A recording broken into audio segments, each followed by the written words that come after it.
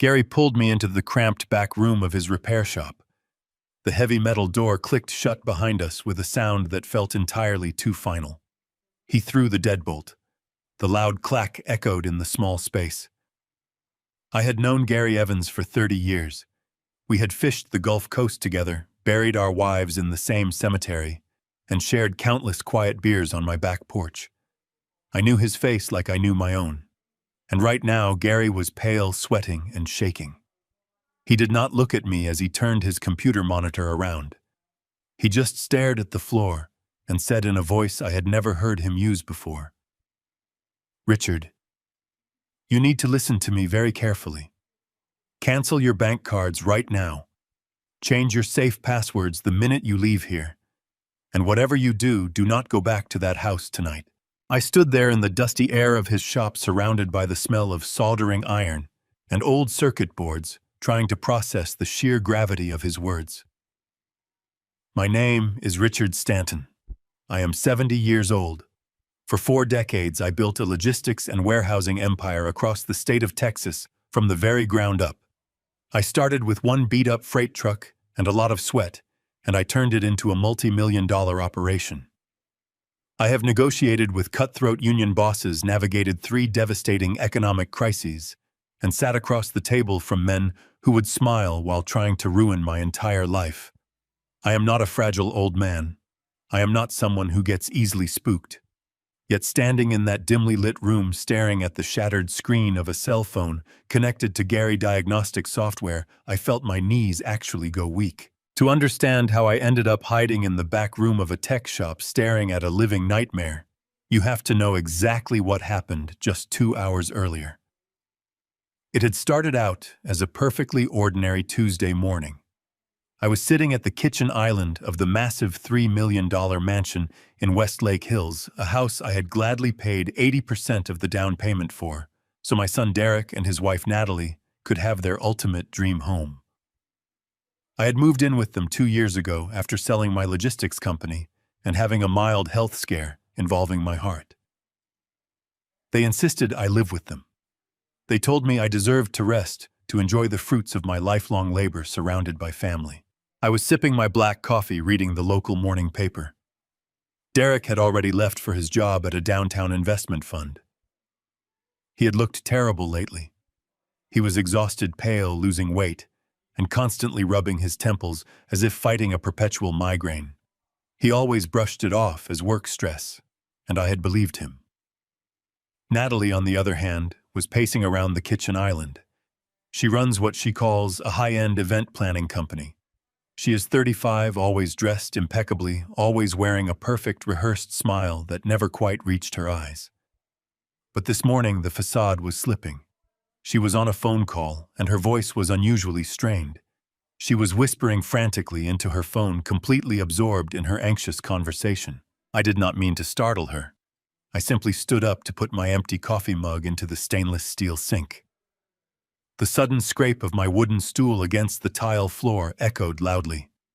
Natalie spun around, her eyes wide with sheer panic. The sudden movement caught her off guard, and her pristine smartphone slipped from her manicured fingers. It hit the edge of the granite counter with a sharp crack and crashed down onto the hard marble floor. Natalie gasped loudly and dropped to her knees, scooping up the device with trembling hands. The screen was completely shattered, black, and entirely unresponsive. She started hyperventilating, a physical reaction that seemed entirely out of proportion for a broken piece of technology. She clutched the dead phone to her chest, pacing the kitchen floor and muttering about how she was completely ruined. I walked over and tried to calm her down. I told her gently that it was just a phone and that we could go get it replaced in an hour. But she looked at me with wild, terrified eyes, yelling that it was not just a phone. She claimed it held vital, unbacked-up client data for a massive corporate event she was coordinating that very night. She said if she lost that specific data, her business would be sued into absolute bankruptcy. Seeing my daughter-in-law in such severe distress, my paternal instincts immediately kicked in. I told her to take a deep breath and let me handle it. I told her I knew the absolute best tech guy in Austin, my old buddy Gary, a former cybersecurity expert who ran a small repair shop to keep his mind sharp in retirement. I offered to drive the phone over to him immediately so he could extract the data while she used my spare phone to manage the crisis. At first, she violently hesitated. She gripped the broken phone tightly against her chest, looking at me with an intense mix of deep suspicion and sheer desperation. But the screen was dead, the power would not turn on, and she had no other choice. She handed it over slowly, making me promise to tell Gary not to look at any personal files, just to back up the raw data and fix the display. I smiled warmly, told her not to worry about a thing, and drove off, feeling like a helpful father. Now, 2 hours later, that helpful father feeling was dead and buried. Gary had hooked the broken phone up to his specialized extraction software to bypass the damaged display and pull the encrypted backup directly from the motherboard. But Gary's software is incredibly thorough. It does not just pull contacts and family photos. It pulls absolutely everything. It bypasses passwords. It pulls deleted files. It extracts hidden messaging applications that most people do not even know exist. I looked at Gary's pale, frightened face, then back at the large, glowing computer monitor. "What did you find, Gary?" I asked, my voice barely a raspy whisper. "What happened?" He swallowed hard, his hands physically trembling as he pointed a grease-stained finger at the screen. "Look at the text, recovery logs. Richard, just read them yourself." I leaned in closer, pulling my reading glasses from my shirt pocket and sliding them onto my face. The messages were from an encrypted, unnamed contact simply saved in her phone as a single initial. They were time-stamped from late last night, just hours before Natalie had dropped the phone in the kitchen. The glowing white words blurred for a fraction of a second before coming into sharp, horrifying focus. The first message from the unknown sender read, "We cannot wait another month. The accounts are perfectly primed on my end. You need to finalize the power of attorney documents this week before he talks to his broker again." Then Natalie reply from last night, "I am trying.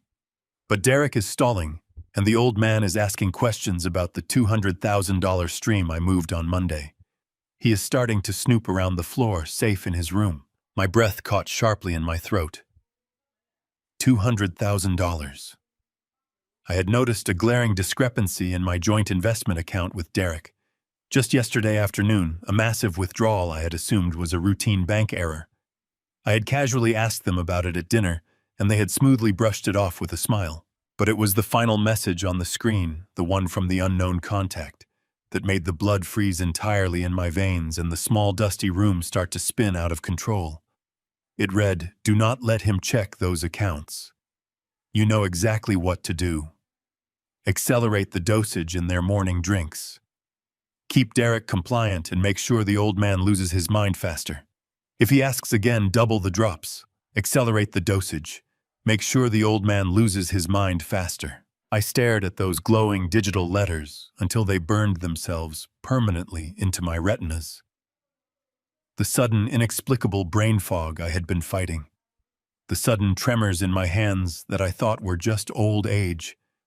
The way my son Derek walked around the house like a heavily medicated ghost, unable to string a coherent sentence together after breakfast. It was not old age. It was not work stress. The woman I had welcomed into my family with open arms, the woman whose $3 million roof I had happily paid for, was methodically and deliberately poisoning my son and me. I had to protect my son. I had to protect myself. And I had to do it before she realized I knew everything. I took a deep breath, looked at Gary, and told him to wipe the logs. The hunt was on. I stepped out of Gary's tech shop. For 4 decades, I sat across boardroom tables from men who would gladly watch my logistics company burn to make a profit. I knew how to wear a mask. I knew how to bury my rage so deep that not a flicker showed in my eyes. I climbed into my car, gripped the steering wheel, and forced my breathing to slow down. I had to be the clueless old man they thought I was. If Natalie suspected I had read those text messages, I did not know what she might do next. The drive back to Westlake Hills felt like a journey into a war zone. I pulled into the driveway of the $3 million estate, parked my car, and grabbed the prepaid smartphone. I walked through the heavy oak front doors and found Natalie pacing in the grand foyer. She spun around when she heard my footsteps, her eyes darting to my hands. I gave her a grandfatherly smile and handed her the prepaid phone. I told her the drop had completely shattered the display connectors. I explained that Gary said the motherboard was still intact, but he needed a few days to extract the client data without corrupting the files.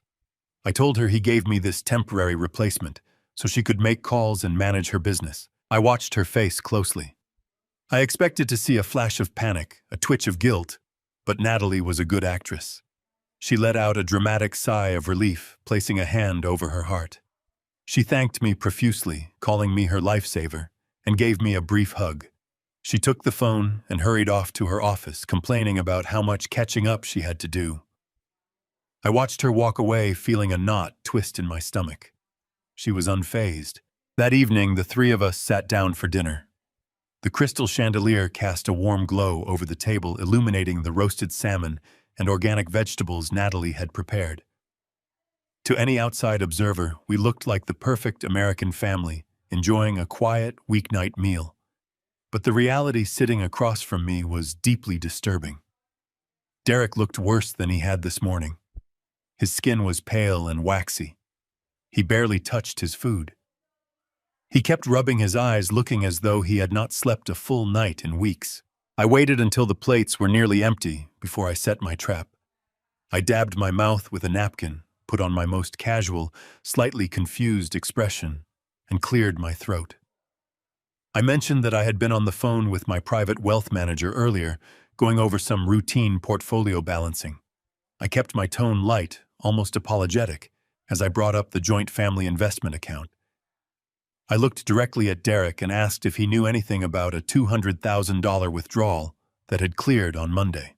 The air in the room seemed to stand still. I watched Natalie out of the corner of my eye. Most guilty people would flinch. They would drop their fork, avert their gaze, or suddenly find their water glass incredibly interesting. Natalie did none of those things. She did not miss a beat. She calmly took a sip of her sparkling water, set the glass down with delicate precision, and smiled warmly at me. She then turned her gaze to her husband, her expression a perfect portrait of supportive concern. Derek stopped rubbing his temples and let out a long, heavy sigh. He looked at me with an expression that broke my heart. It was a mix of sheer exhaustion and mild irritation, the kind of look a parent gives a child who has asked the same question for the third time. He placed his fork on his plate and leaned forward. "Dad, we went over this last week," Derek said, his voice thick with fatigue. "It is the seed money for the commercial real estate flip over on the east side. The warehouse conversion project I showed you the blueprints for. We needed liquid capital to secure the escrow before the other developers swooped in." I stared at him, keeping my face carefully blank. I had absolutely no memory of any warehouse conversion project. I had not seen any blueprints. I built my fortune in commercial warehousing. I would never drop $200,000 into a flip without conducting massive due diligence. But Derek spoke with such absolute conviction, such weary certainty, that I knew he genuinely believed what he was saying. I frowned, playing my part. I told him I did not recall having that conversation, and I certainly did not remember authorizing a transfer of that magnitude from our joint funds. Natalie reached across the table and rested her hand over Derek's arm.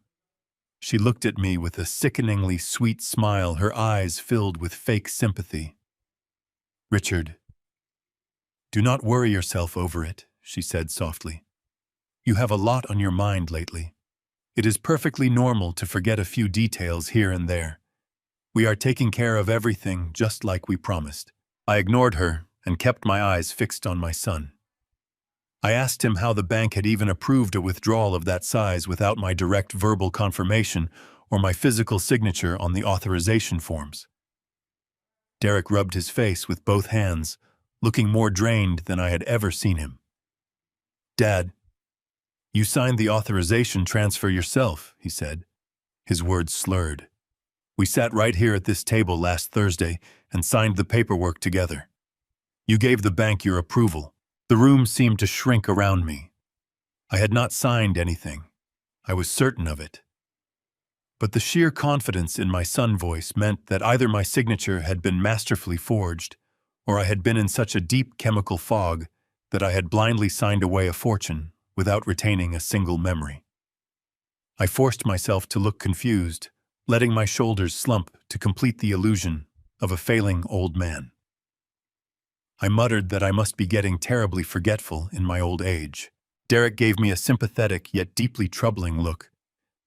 "It is not just old age, Dad," he said quietly. "Dr. Aris warned us your memory would slip after your medication adjustment. He said the new dosage might cause some mild cognitive blocks until your system gets used to it. We just need to be patient." My blood ran completely cold. I felt a chill spread from the base of my neck all the way down my spine. I had not seen a doctor in 8 months. I did not have a doctor named Aris. And I absolutely did not have any sort of medication adjustment. I realized in that terrifying instant the true depth of Natalie's monstrous plan. She was not just stealing my money. She was poisoning us, forging documents, and orchestrating a massive gaslighting campaign to convince my son that I was losing my mind, all while feeding him the exact same poison. The realization hit me with the force of a speeding freight train. I excused myself from the dinner table as quickly as I possibly could, claiming that my new daily medication was making me unusually tired. I climbed the grand curving staircase to my bedroom, my heart hammering painfully against my ribs. Once I was safely inside with the heavy wooden door securely locked behind me, I walked over to the bathroom mirror and tightly gripped the edges of the cold marble vanity. I stared at my own reflection, searching for the strong man who had built a massive logistics empire from nothing, and instead, I saw an old man who had been slowly, methodically robbed of his own mind. The conflict was no longer just about stolen money or hidden accounts. It was a dark poison coursing through my very veins. I raised my hands and held them out in front of my face. They were trembling uncontrollably. For the past 3 weeks, I had been waking up with a dense, suffocating fog clouding my brain. I had been feeling a bone-deep lethargy that made it incredibly difficult to string complex thoughts together or remember simple conversations from the day before. I had convinced myself it was just the inevitable decline of aging, a cruel but completely natural fading of my cognitive faculties. I had even felt a quiet, shameful panic that my brilliant mind was finally failing me after all these years. But now, looking at my shaking fingers, the truth was an icy block in my stomach. It was not early dementia. It was not old age. I was being chemically subdued in my own home. I had to know exactly how deep this terrifying nightmare truly went. Later that night, long after the massive house had fallen completely silent, I quietly crept out of my bedroom. I needed a glass of water. But more importantly, I needed to observe my immediate surroundings with my eyes wide open. The polished hardwood floors were cold under my bare feet as I slowly made my way down the lengthy hallway. A faint sliver of light spilled out from beneath the heavy oak door of the main home office. I moved silently toward it and cautiously peeked through the narrow crack. Derek was sitting at his massive mahogany desk, bathed in the harsh blue light of his bright computer monitors. What I saw completely broke my heart and fueled my rapidly rising anger. My ambitious, vibrant son, the brilliant financial mind, who expertly managed millions of dollars a day, looked like a walking corpse. His skin was dangerously pale, almost translucent in the dim room. His cheekbones jutted out sharply, revealing a recent, alarming weight loss. I had somehow failed to fully register until this very moment. He was staring blankly at a complex financial spreadsheet, his eyes vacant and entirely unfocused. He would slowly type a few numbers, rub his temples in obvious agony, and then just silently stare at the blank wall for several minutes at a time. He looked like a hollow, broken shell of the strong, confident man I had proudly raised. This was not a malicious son deliberately plotting against his own father to steal a massive fortune. This was a completely helpless prisoner. Natalie was systematically destroying his health, breaking down his mental defenses, so she could freely use his signature and his executive authority without facing any resistance.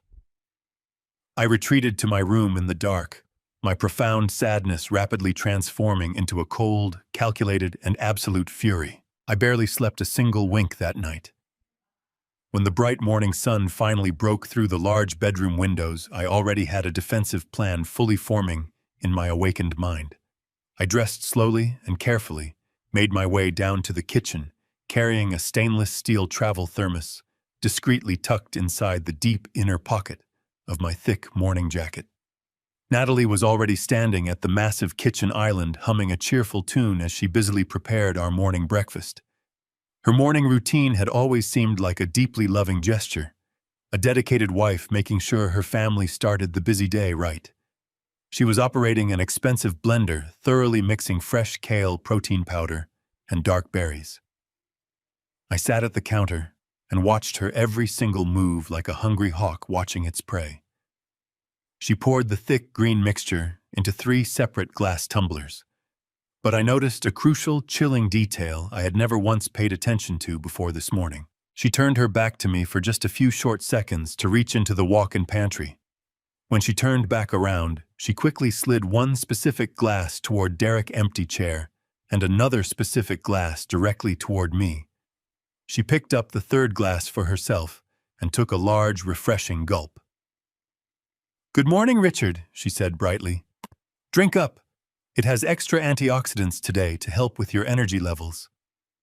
I smiled my most convincing grandfatherly smile and thanked her profusely. As soon as she turned around to check on the cooking eggs, I swiftly dumped the entire contents of my glass into the hidden thermos in my jacket, leaving just a thin green film at the very bottom. I set the empty glass down on the counter and wiped my mouth with a paper napkin, just as Derek shuffled into the kitchen. He looked completely drained, moving with a sluggish, mechanical stiffness.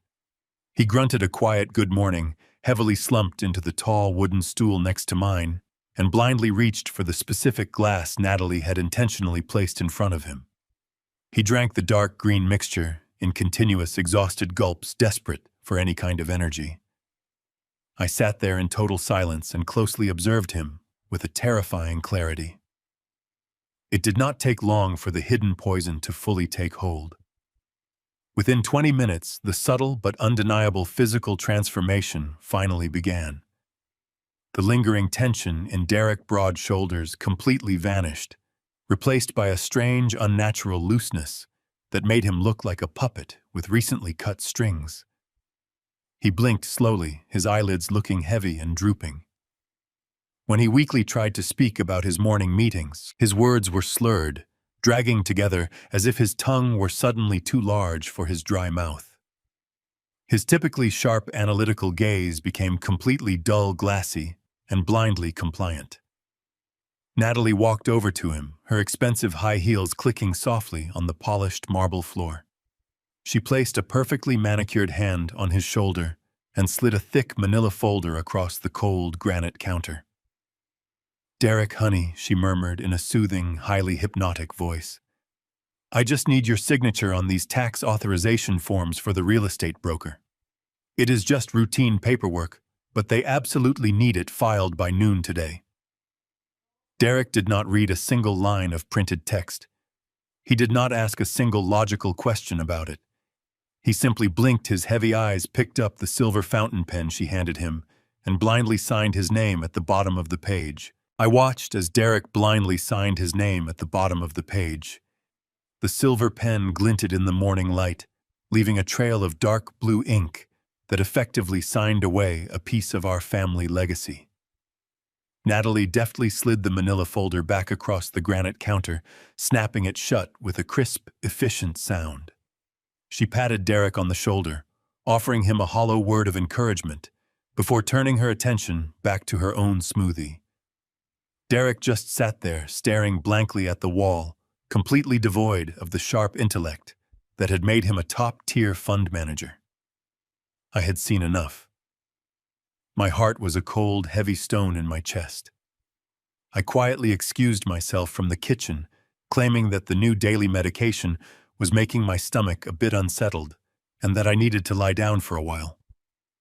Natalie did not even bother to look up from her phone as she offered a dismissive nod. I walked up the grand, curving staircase, my steps measured and deliberately slow. Once I reached the privacy of my own bedroom, I locked the heavy mahogany door and walked directly to the massive walk-in closet. Hidden beneath a heavy Persian rug was my personal floor safe. It was a high-end biometric and keypad model, a habit I had picked up during my decades running the logistics business. Inside that steel box was the entirety of my most sensitive personal information. It held my comprehensive medical records, the original copies of my final will, the deeds to my remaining commercial properties, and the physical stock certificates from the sale of my company. I knelt on the plush carpet, pulled back the heavy rug, and confidently punched in the 6-digit code I had used for the past 10 years. It was the date I had married my late wife. The safe emitted a harsh, short electronic beep. A red light flashed on the digital display. I paused, thinking my trembling fingers had simply slipped. I carefully typed the numbers a second time, pressing each key with deliberate force. Beep. Red light.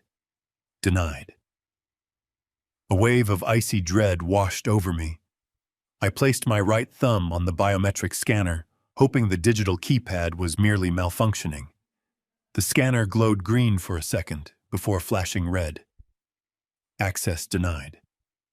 My fingerprints had been completely wiped from the system. Natalie had completely locked me out of my own life. I stood up, my aging knees aching slightly, and pulled my prepaid smartphone from my inner jacket pocket. I needed to know the exact extent of the perimeter she had built around me.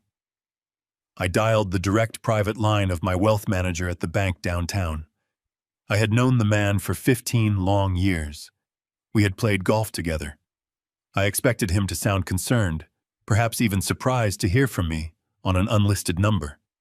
Instead, his voice was unnervingly cheerful and completely professional.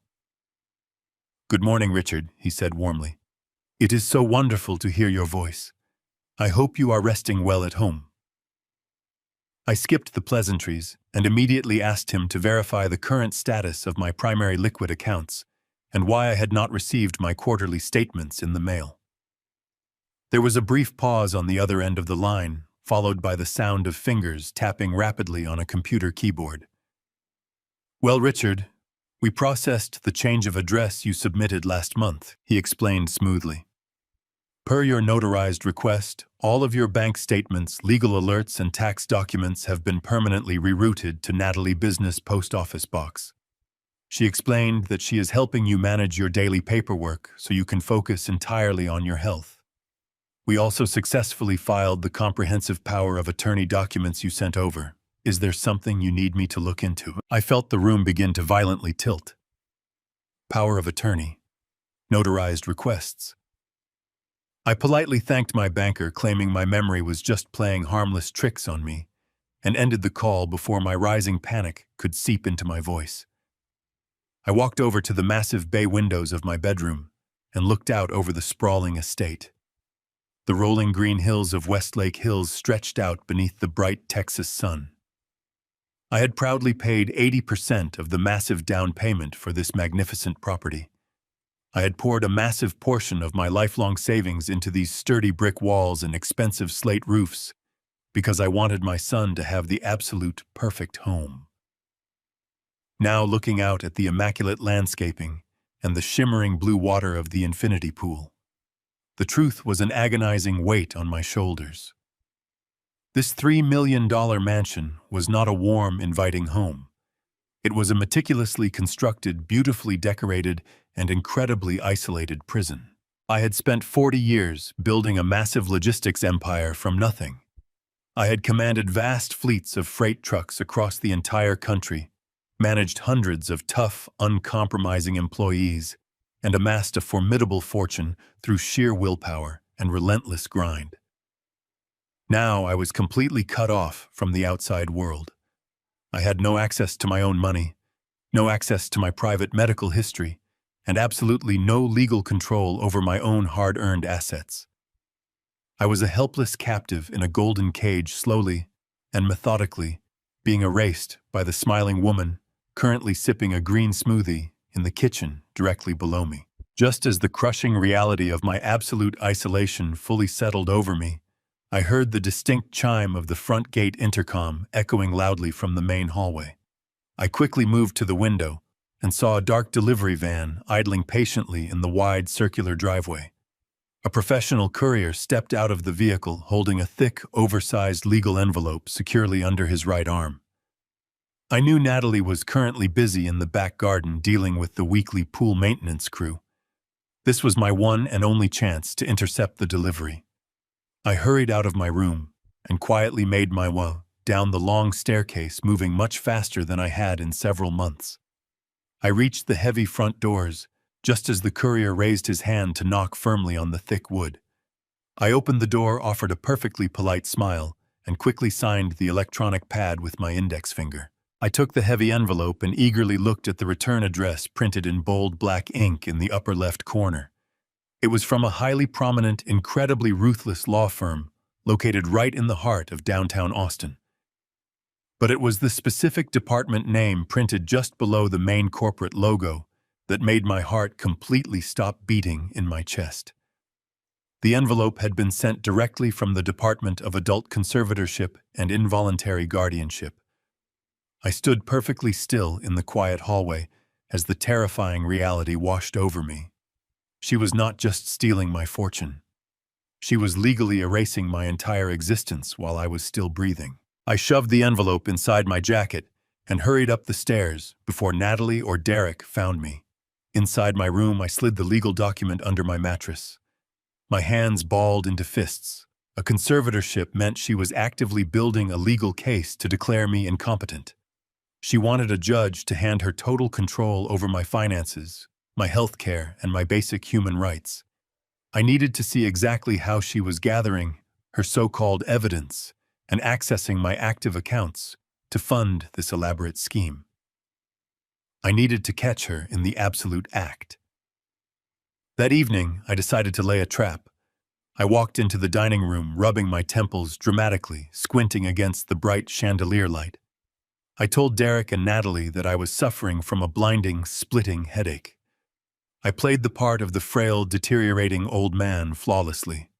I let my voice tremble slightly. I allowed my shoulders to slump heavily as I sat down. Natalie's face immediately adopted that sickeningly sweet mask of fake concern. She rushed to my side, placing a cool hand on my shoulder, and told me that she would bring my dinner upstairs, along with a fresh green smoothie to help me sleep through the night. I thanked her weakly and retreated to my room. When she brought the tray up 20 minutes later, I waited until she closed the door. Then I quietly dumped the thick green liquid straight down the bathroom sink and flushed it away with hot water. I lay down on top of the covers, fully clothed. I made sure to leave the heavy bedroom door unlocked, leaving a gap just wide enough for someone to slip through silently. The stakeout had officially begun. I lay there in the suffocating darkness of my own home, waiting for the predator to strike. The hours dragged on with an agonizing, frustrating slowness. I watched the glowing red digits of my digital alarm clock shift from 10 to midnight, then to 1 in the morning. The sprawling mansion settled into a heavy silence. I could hear the faint hum of the central air conditioning and the distant rustle of the wind against the bay windows. Every muscle in my aging body screamed in protest from holding the rigid, motionless posture. I forced my breathing into a slow, rhythmic pattern, inhaling and exhaling to mimic the slumber of a medicated man. My eyes were closed, but I left the narrowest slit open, allowing me to monitor the dark outline of the bedroom door. Just as the red digits flipped to exactly 2 in the morning, I heard a faint, almost imperceptible click. The brass handle of my bedroom door slowly rotated downward. The heavy wood groaned softly on its hinges as the door was pushed open. A sliver of pale yellow light from the hallway spilled across the carpet. A tall shadow slipped into the room. It was Natalie.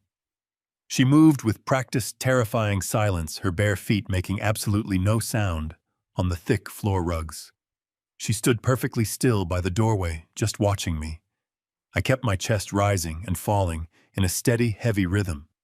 I even let out a soft, ragged snore to complete the illusion. Apparently satisfied that her toxic smoothie had done its dark work, she began to glide across the room toward my bed. My heart pounded so violently against my ribs that I was certain she would hear it echoing in the quiet room. The faint floral scent of her expensive perfume hit my nose, turning my stomach into a hard knot of absolute disgust. She was standing right beside my mattress, looming over me like a vulture circling a wounded animal. She leaned entirely over my nightstand. The proximity was suffocating. I could hear the soft, rhythmic sound of her shallow breathing. She reached out and silently picked up my digital tablet, the device I used for all my secure personal banking and private email correspondence. The screen was protected by a complex alphanumeric password and a strict biometric fingerprint lock. I watched through my narrowly slitted eyes as she pressed the power button.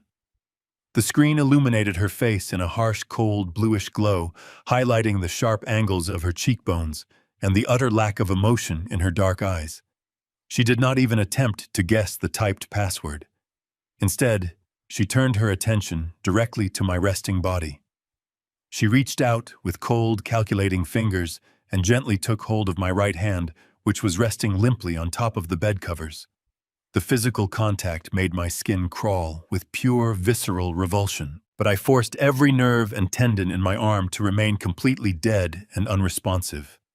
I let my hand act as dead weight as she carefully lifted it toward the glowing screen. She guided my thumb and pressed it firmly against the biometric scanner on the bottom of the device.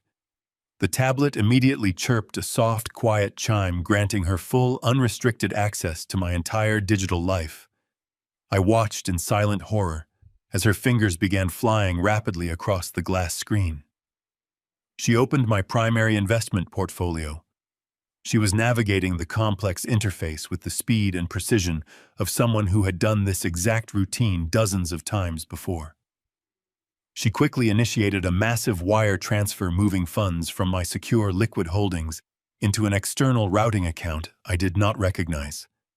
She was literally draining my life savings right in front of my face, confident that I was too sedated to ever wake up and stop her. After securing the transfer, she swiftly deleted the banking notification emails that had automatically popped up on the screen, erasing any immediate digital trace of her late-night theft. She carefully set the tablet back down on the wooden nightstand, placing it in the exact position and angle I had left it in. She gently lowered my right hand back onto the mattress, arranging my fingers to look perfectly undisturbed. I continued my slow, heavy breathing, fighting the overwhelming urge to reach up, grab her wrist, and demand to know what she had done to my son. She stood over me for one final moment, looking down at my supposedly unconscious face. A cold, arrogant smirk twisted the corners of her mouth. She leaned in slightly, and in a low, mocking whisper that barely carried over the hum of the air conditioner, she said, "Just a few more weeks, you stubborn old piggy bank."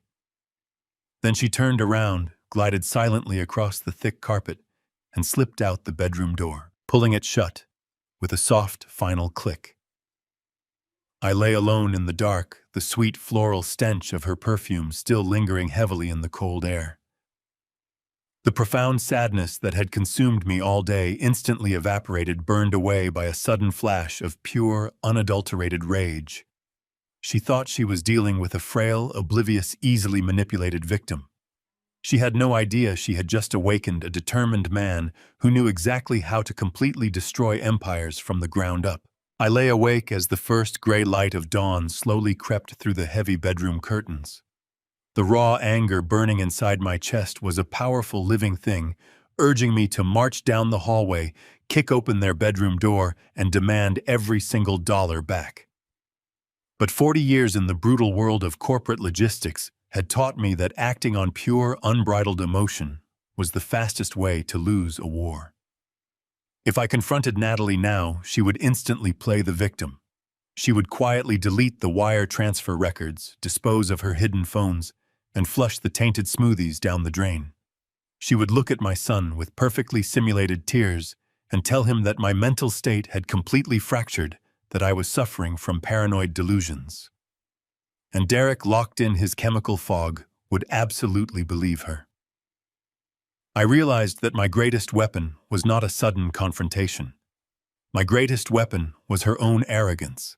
She desperately wanted me to be a broken, senile old man.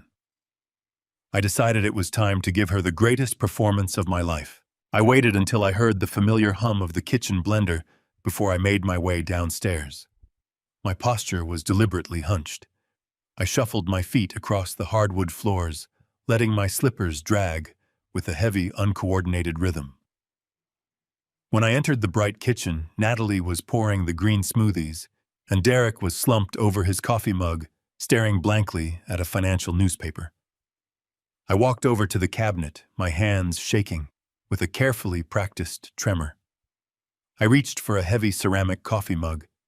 Just as my fingers brushed the smooth handle, I intentionally let my grip completely fail.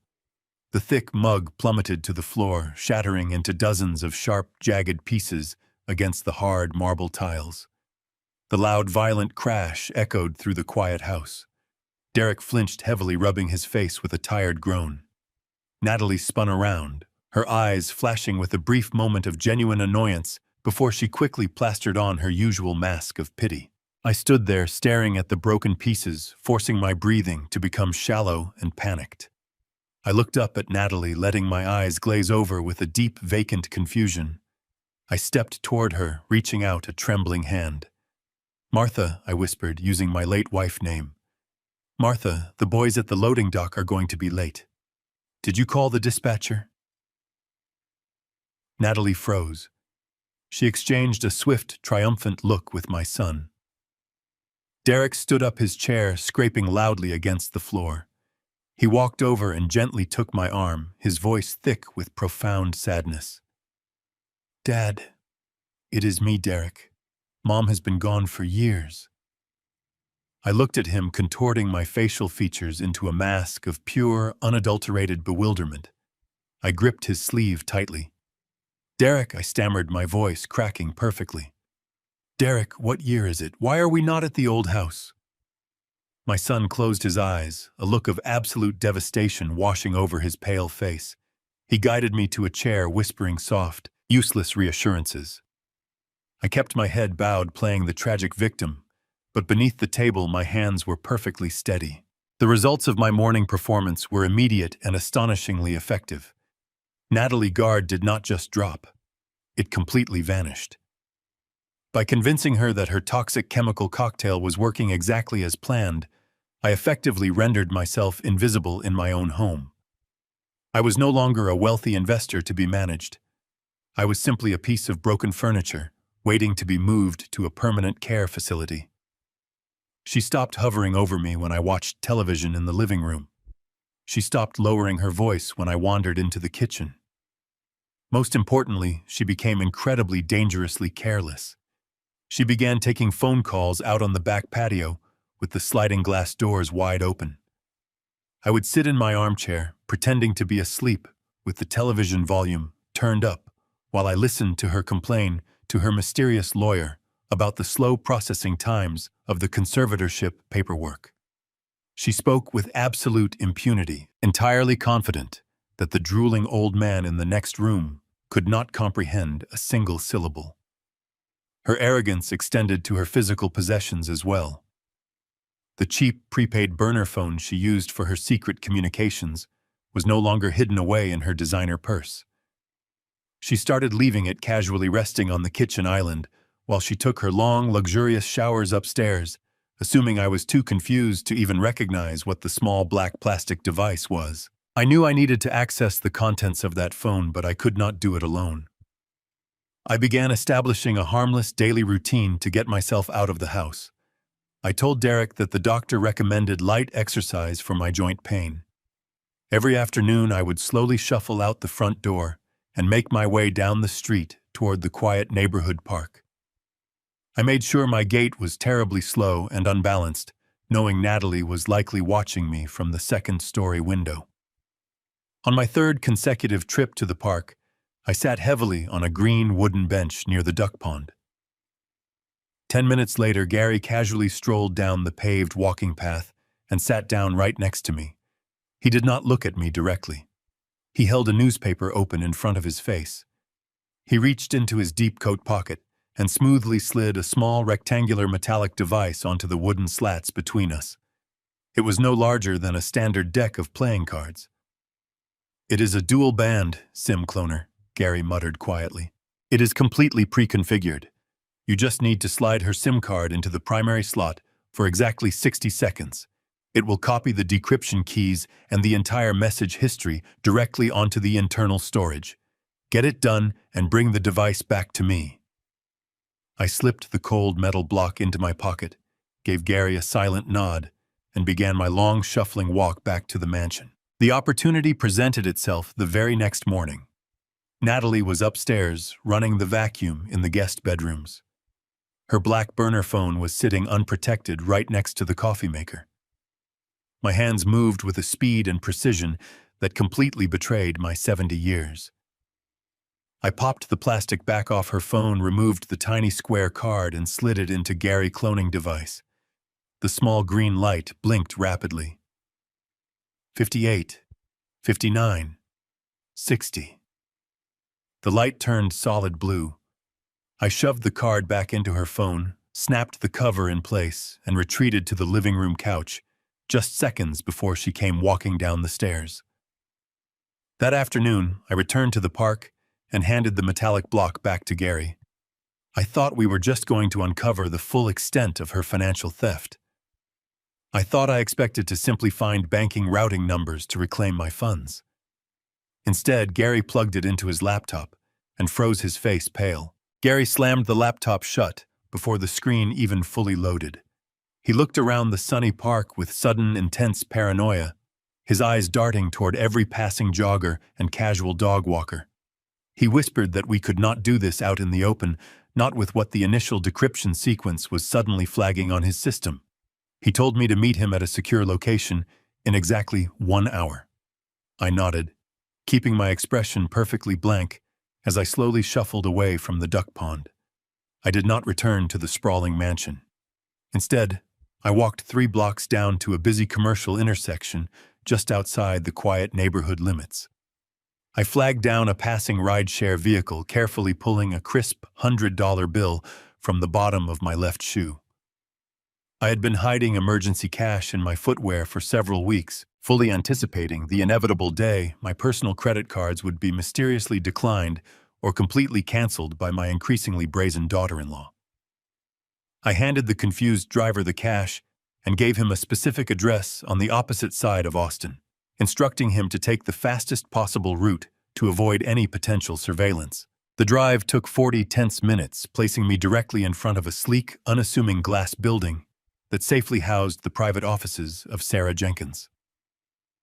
The unmarked building was located in a heavily wooded, extremely discreet business park that specifically catered to high-profile corporate clients demanding absolute privacy and total anonymity from the incredibly intrusive public eye. Sarah was my original estate lawyer, a ruthless, uncompromised bulldog of an attorney who had expertly helped me navigate my most hostile corporate takeovers decades ago. She was the one loyal person Natalie had not yet managed to completely isolate me from, simply because Natalie did not know Sarah existed outside of my heavily archived corporate filing cabinets. I walked through the heavy sliding glass doors and took the private elevator directly to her secure top floor. The quiet reception area was completely empty, intentionally cleared out for our highly sensitive, absolutely confidential afternoon meeting. Gary was already waiting nervously in the soundproof conference room when I finally arrived. Sarah sat confidently at the head of the heavy glass table, her sharp eyes carefully scanning the frantic, disjointed notes Gary had already provided her.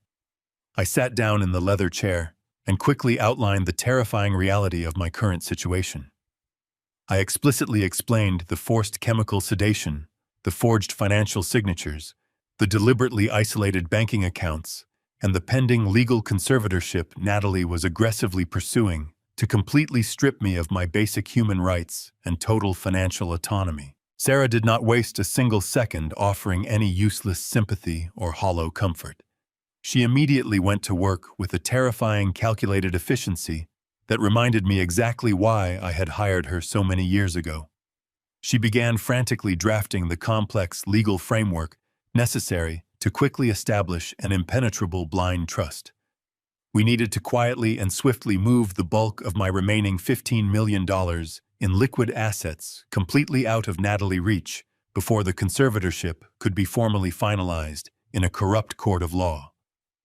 Sarah calmly explained that she was actively constructing a massive corporate firewall, legally transferring my remaining wealth into secure independent trust accounts that absolutely required multiple layers of verified physical and biometric authorization to access. She worked the keyboard with practiced speed, routing the capital through a highly complex series of protected holding companies designed to confuse even the most skilled forensic accountants.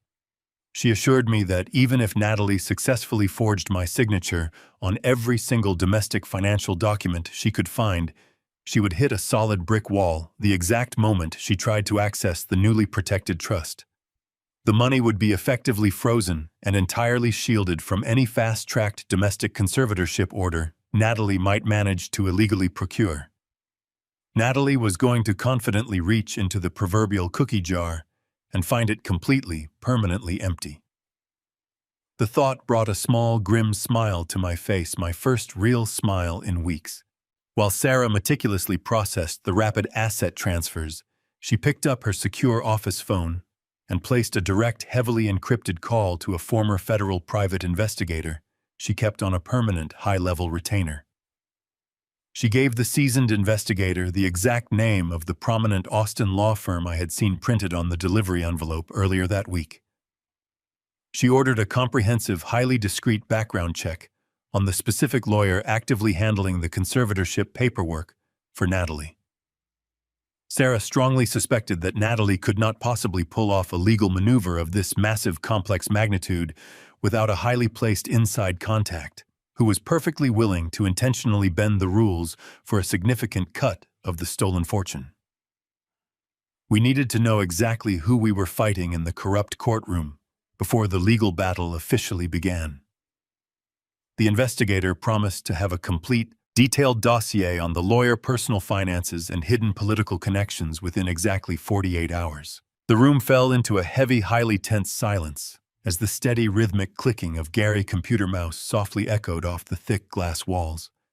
As Sarah officially finalized the protective legal documents and successfully confirmed the enormous wire transfers, Gary finally finished fully processing the massive data extraction from the cloned SIM card I had provided. The small green progress bar on his encrypted laptop screen hit exactly 100%. He immediately began rapidly scrolling through thousands of intercepted text messages, hidden audio files, and secure, heavily encrypted email chains.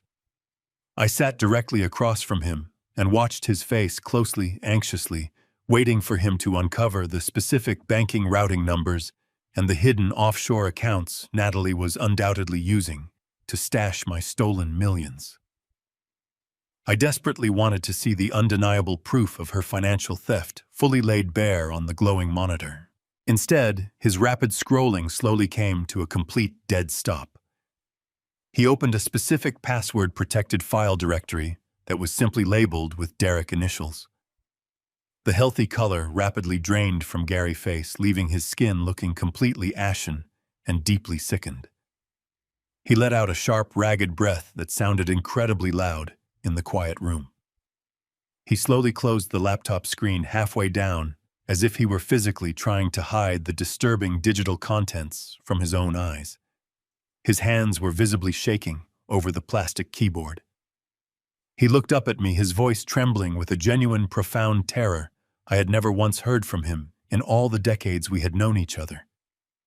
The atmosphere in the secure room instantly shifted from calculated legal defense to absolute chilling dread. "Richard," he whispered, his eyes wide and filled with a dark, terrible realization. "She is not just stealing your money. You need to look at what she is doing to Derek." My blood ran entirely cold as I slowly leaned forward to stare at the illuminated computer monitor preparing my rapidly racing mind for the absolute worst possible digital revelation. I leaned closer to the glowing screen of Gary's laptop, my heart hammering a frantic rhythm against my ribs. I could not believe what I was reading. The betrayal was absolute. It was pure evil. The digital folders were filled with hundreds of intercepted text messages between Natalie and a private, unlicensed pharmacist across the Mexican border. She was not discussing financial transfers or forged legal documents. She was meticulously detailing the specific dosages required to override a grown man's central nervous system without triggering a fatal respiratory collapse.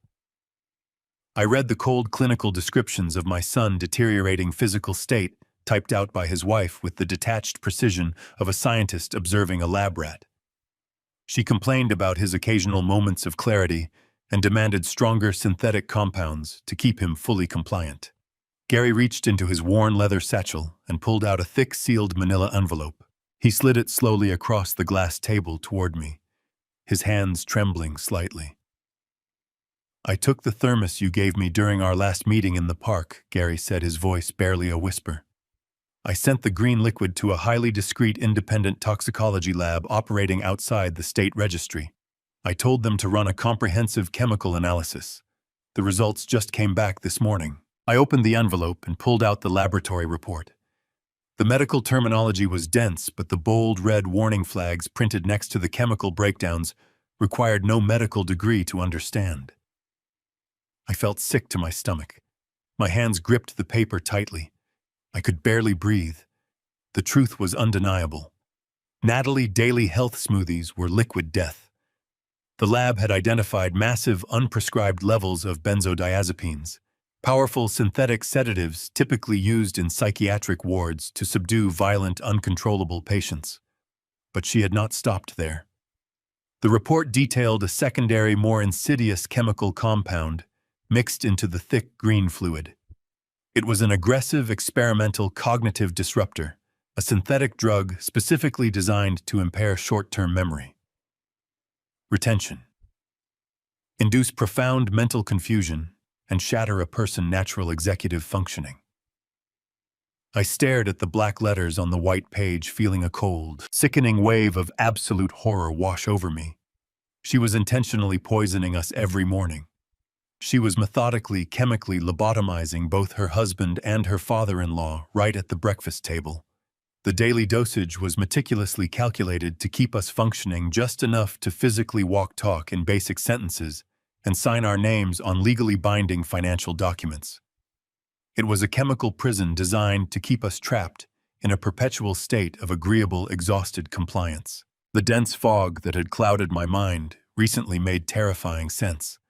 The lethargy, the forgotten conversations, the heavy, unnatural sleep that provided no rest. It had never been the natural decline of old age. It was the deliberate introduction of heavy neurotoxins into my bloodstream. I looked back at the horrific text messages illuminated on Gary's computer screen. I thought about Derek sitting at the large kitchen island that morning, his skin pale and waxy, his shoulders slumped in defeat, blindly signing away his future. A profound, shattering realization struck me with the force of a physical blow. My son was not a willing accomplice in this scheme. He was not plotting to steal my fortune or drain my life savings to fund a lavish lifestyle. He was a hostage trapped in the depths of his chemically altered mind. The perceived betrayal that had been eating away at my soul was entirely fabricated by the woman who swore to love and protect him. Derek had never turned against me. He had simply been erased. The guilt of doubting him hit me hard. He needed me now more than ever. I had to save him. I slowly set the laboratory report down on the glass table and took a long, deep breath to steady my shaking hands. The raw, burning anger that had consumed me rapidly evolved into something more dangerous. It transformed into a cold, sharpened blade of paternal resolve. My mission to protect my financial assets and secure my logistics legacy became irrelevant. The millions of dollars locked behind Sarah's corporate firewall meant nothing if my son lost his life to an overdose of neurotoxins. Natalie had made a miscalculation. She assumed that by neutralizing my mind, she had removed the obstacle standing between her and a massive fortune. She did not realize she had just awakened a protective father who would burn the world to the ground to save his boy. I would not let her win this. I would break her entirely. This was war. She would pay for everything. I looked at Sarah, who was watching me with a determined expression, and then at Gary, who still looked shaken by the magnitude of the evil we had just uncovered. "We are changing our operational strategy," I told them, my voice hard and devoid of any fear. "The financial defense remains in place, but my objective is now a rescue mission. We are getting my son out of that house alive." Sarah nodded silently, quickly pulling up a fresh encrypted document on her laptop. "We can immediately file an emergency injunction with the state police," she suggested. "We can bring these verified toxicology reports to a judge, have Natalie arrested for attempted murder and elder abuse, and finally get Derek safely transported to a secure medical facility by this evening." I closed my tired eyes and slowly shook my head. The raw temptation to call the authorities and watch the police drag Natalie out of that mansion in handcuffs was overwhelming. But the clinical details in the toxicology report dictated a more complicated and dangerous reality. I pointed a finger at the dense chemical breakdown printed on the paperwork. "We cannot stop the medication," I explained, my voice tight with a rising dread. "Look at the nature of these synthetic compounds. The dosage of heavy sedatives she has been pumping into his system for months has altered his neurochemistry. If we kick the glass out of his hand tomorrow morning and cut off the supply, his central nervous system will collapse. Sudden withdrawal from this level of chemical dependency will trigger neurological shocks. He will suffer seizures, organ failure, and he could slip into a coma before the paramedics pull their ambulance into the driveway." Natalie knew exactly what she was doing when she selected these drugs. She had created a biological hostage situation. If she went down, Derek would go down with her. The authorities would secure the crime scene, but they could not save his brain from the chemical shock. I stared at the glass table as the weight of the problem settled onto my shoulders. I could not rely on the police to kick down the front doors. I had to return to that mansion and continue playing the clueless old fool. I had to sit across from the monster who was poisoning my family, smile at her, and figure out a way to methodically detox my son right under her eyes, without letting her see a symptom of his withdrawal. I knew that sudden, complete withdrawal from the heavy synthetic sedatives could easily kill my son. I had to slowly taper him off the neurotoxins, while simultaneously pretending the chemical fog was still pulling me under. I spent the next afternoon at a local organic grocery store, meticulously searching the cold aisles until I found a heavily processed, dark green kale and spinach juice that perfectly matched the exact color and thick consistency of Natalie toxic morning smoothies.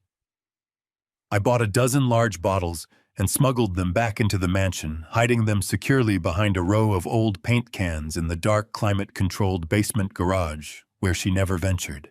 The very next morning, the high-stakes deception officially began. I shuffled into the bright kitchen wearing my thick robe, my hands shaking with a carefully practiced tremor. Natalie was already running the blender, the loud mechanical whir masking the sound of my footsteps. When she turned around to grab her expensive ceramic coffee mug from the espresso machine, I made my move. Decades ago, long before I built my logistics empire, I used to play high-stakes poker with incredibly ruthless union bosses in dimly lit back rooms. I knew exactly how to misdirect attention and move my hands with blinding, invisible speed. I swiftly grabbed my glass, and Derek glass, smoothly pouring the poisoned sludge down the secondary sink drain. In one fluid motion, I pulled the hidden flask of clean, store-bought juice from the deep pocket of my robe and refilled both tumblers just seconds before Natalie turned back around. She smiled sweetly, completely oblivious to the fact that she had just served us harmless vegetables instead of her synthetic lobotomy cocktail. I smiled back, playing the vacant, docile old man to absolute perfection. I successfully executed the invisible swap for 3 consecutive mornings. I systematically reduced the trace amounts of her poison, I allowed to remain in Derek Glass, slowly stepping down his chemical dependency to prevent a catastrophic shock to his fragile central nervous system. By the fourth day, the severe physical reality of the detox process violently took hold of my son. We were sitting in the grand living room after breakfast.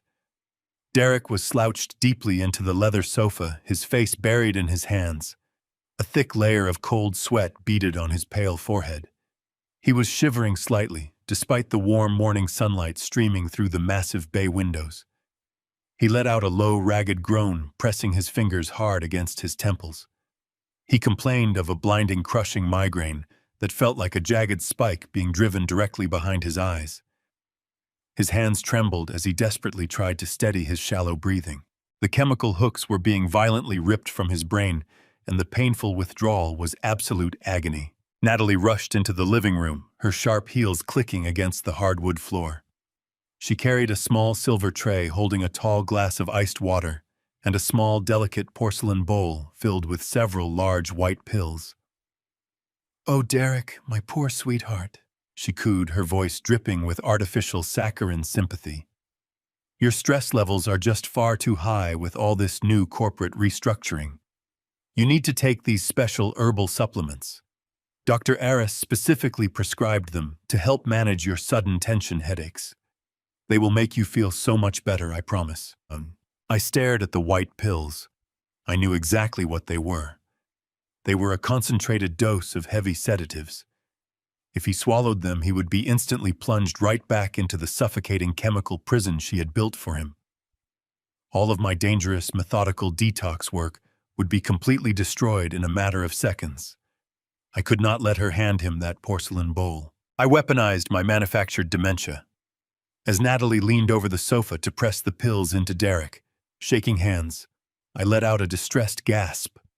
I violently knocked my knees against the heavy glass coffee table, causing the expensive decorative vases to rattle loudly. I stumbled forward, my arms flailing wildly in the air, and threw myself directly between Natalie and my son. "Martha!" I shouted, my voice cracking with perfectly simulated, absolute panic. "Martha, where is the yellow file? The bank needs the yellow file before the freight trucks leave the loading dock. The drivers are waiting for me in the rain." I aggressively grabbed Natalie by her slender forearms, completely blocking her physical access to Derek. I pulled her backward, forcing her to step away from the sofa to maintain her balance. The silver tray wobbled dangerously in her hands. The tall glass of iced water tipped over, spilling a cold wave of liquid directly onto her expensive silk blouse. The small porcelain bowl slid across the wet metal and crashed onto the floor, scattering the dangerous white pills across the thick Persian rug. Natalie let out a sharp, furious hiss, her eyes flashing with a sudden, unrestrained hatred. "Richard, stop it!" She snapped, her carefully maintained facade of the loving daughter-in-law violently cracking under the sudden frustration. "Sit down immediately. You are confused." I ignored her command and clung to her sleeves tighter, amplifying my performance. I began to actively weep, forcing large wet tears to roll down my wrinkled cheeks. "Please, Martha," I begged, my voice trembling with profound, pathetic desperation. "Do not let them take the trucks. I built this company for Derek. You promised me you would find the yellow file." I was a pathetic, clingy physical barrier that she could not simply push aside without dropping her entire charade in front of my son. Derek weakly lifted his head from the sofa, blinking through his severe migraine. "Mom is not here, Dad," he mumbled, his voice thick with exhaustion and confusion. "Just let Natalie clean up the mess." Natalie ripped her arms out of my hands, her chest heaving with explosive rage. She stared down at the ruined pills dissolving in the spilled water on the carpet. She took a deep, shuddering breath, visibly forcing the terrifying monster back inside its cage. She pasted a tight, strained smile onto her lips and gently patted my shoulder. "It is all right, Richard," she said, her voice completely devoid of any real warmth. "The trucks are fine. I will go find your file right now. You just sit here and rest your tired mind." I slumped back into my armchair, letting my chin fall to my chest, as if all the frantic energy had suddenly drained from me. I kept my eyes heavily lidded, watching her every move through a narrow hidden slit. She turned her back to me and quickly pulled her black burner phone from the tight pocket of her slacks. I could clearly see the bright reflection of the glowing screen in the polished glass of the large bay window directly in front of her. The mirrored text was slightly distorted, but my sharp vision caught the exact terrifying words she aggressively typed. She sent a text to her lawyer. "The old man is becoming a physical nuisance. Moving the signing to this Friday." The terrifying text message on Natalie's phone confirmed that my window of opportunity was rapidly slamming shut. She was moving the final conservatorship signing to this coming Friday. I had less than 48 hours to gather the physical, irrefutable proof of her financial crimes before a corrupt judge completely erased my legal existence. The detox operation was proceeding flawlessly, but Derek was still physically weak and mentally recovering from the severe chemical withdrawal. I had to secure the paper trail myself. My chance arrived the following afternoon. Natalie casually announced she was heading out for a lavish 3-hour spa appointment to manage her mounting stress. The moment her expensive luxury SUV disappeared down the long paved driveway, I abandoned my hunched posture and moved with urgent, deliberate speed. I walked directly to the heavy oak door of Derek's home office. Natalie had started locking it during the day, confident that a senile old man would simply rattle the brass handle and eventually wander away.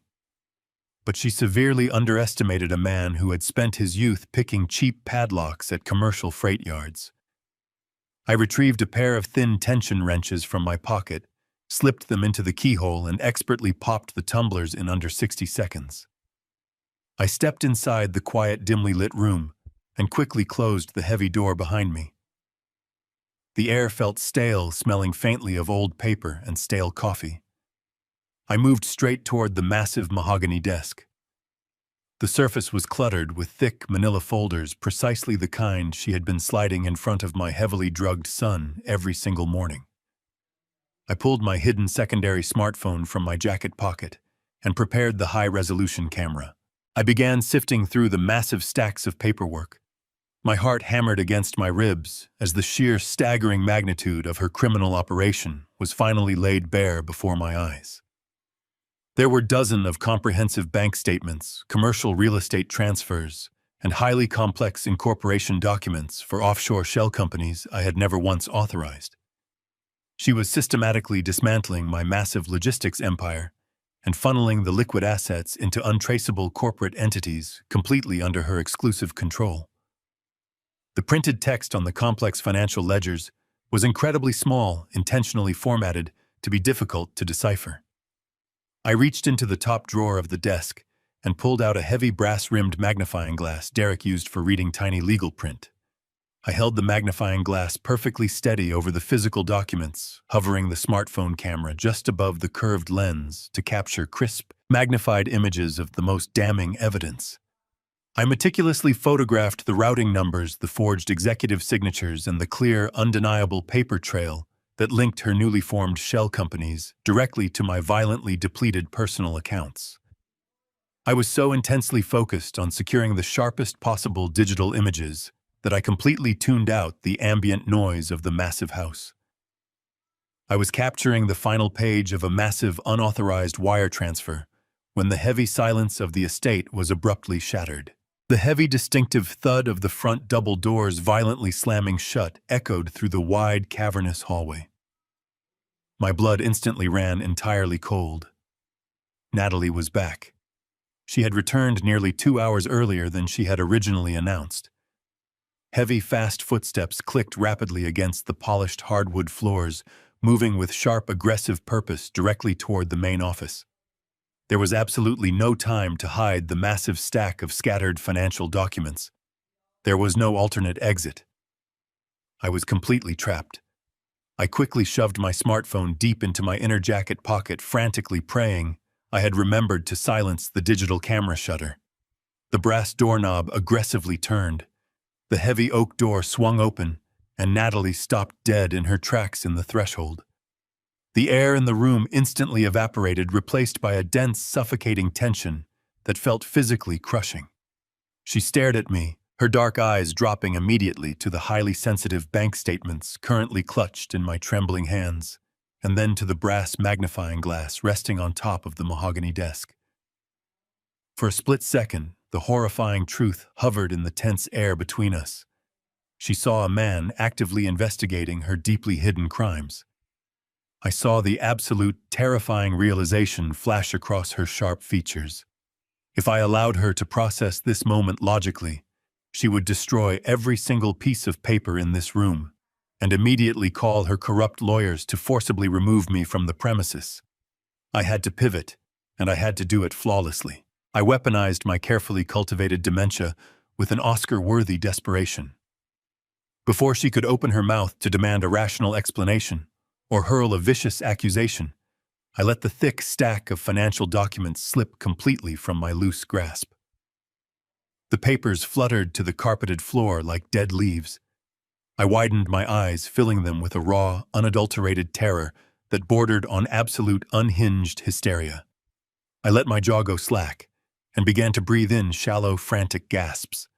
I looked right through her, staring blankly at the empty hallway behind her shoulders. "Martha." I cried out, my voice cracking with a pathetic, agonizing panic.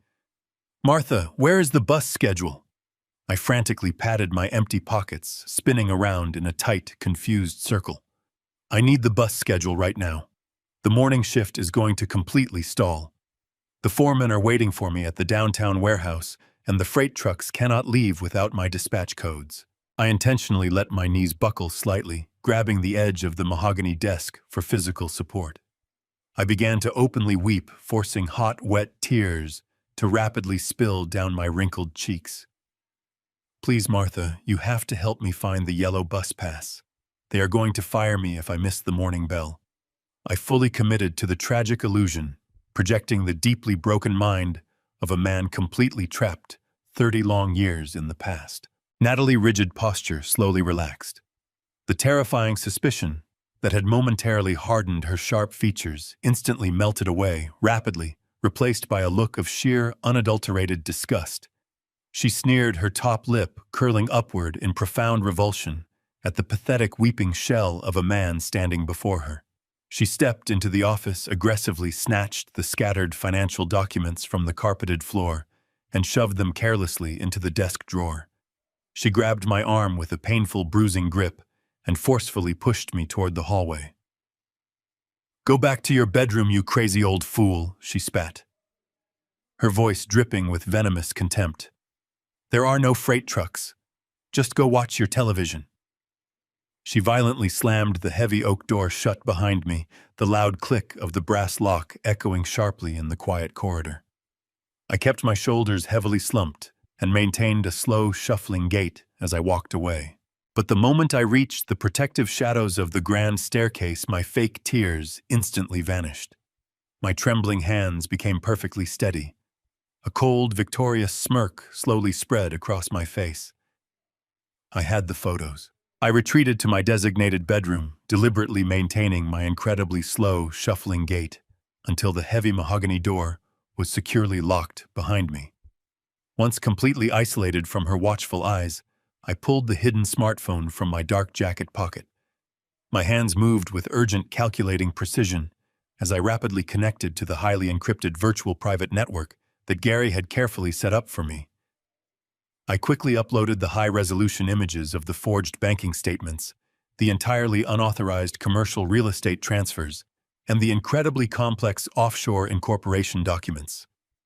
I sent the encrypted package directly to Sarah and Gary, ensuring the physical proof of Natalie's financial crimes was safely stored on a secure server located far beyond the stone walls of this mansion. I deleted the local files and destroyed the digital breadcrumbs.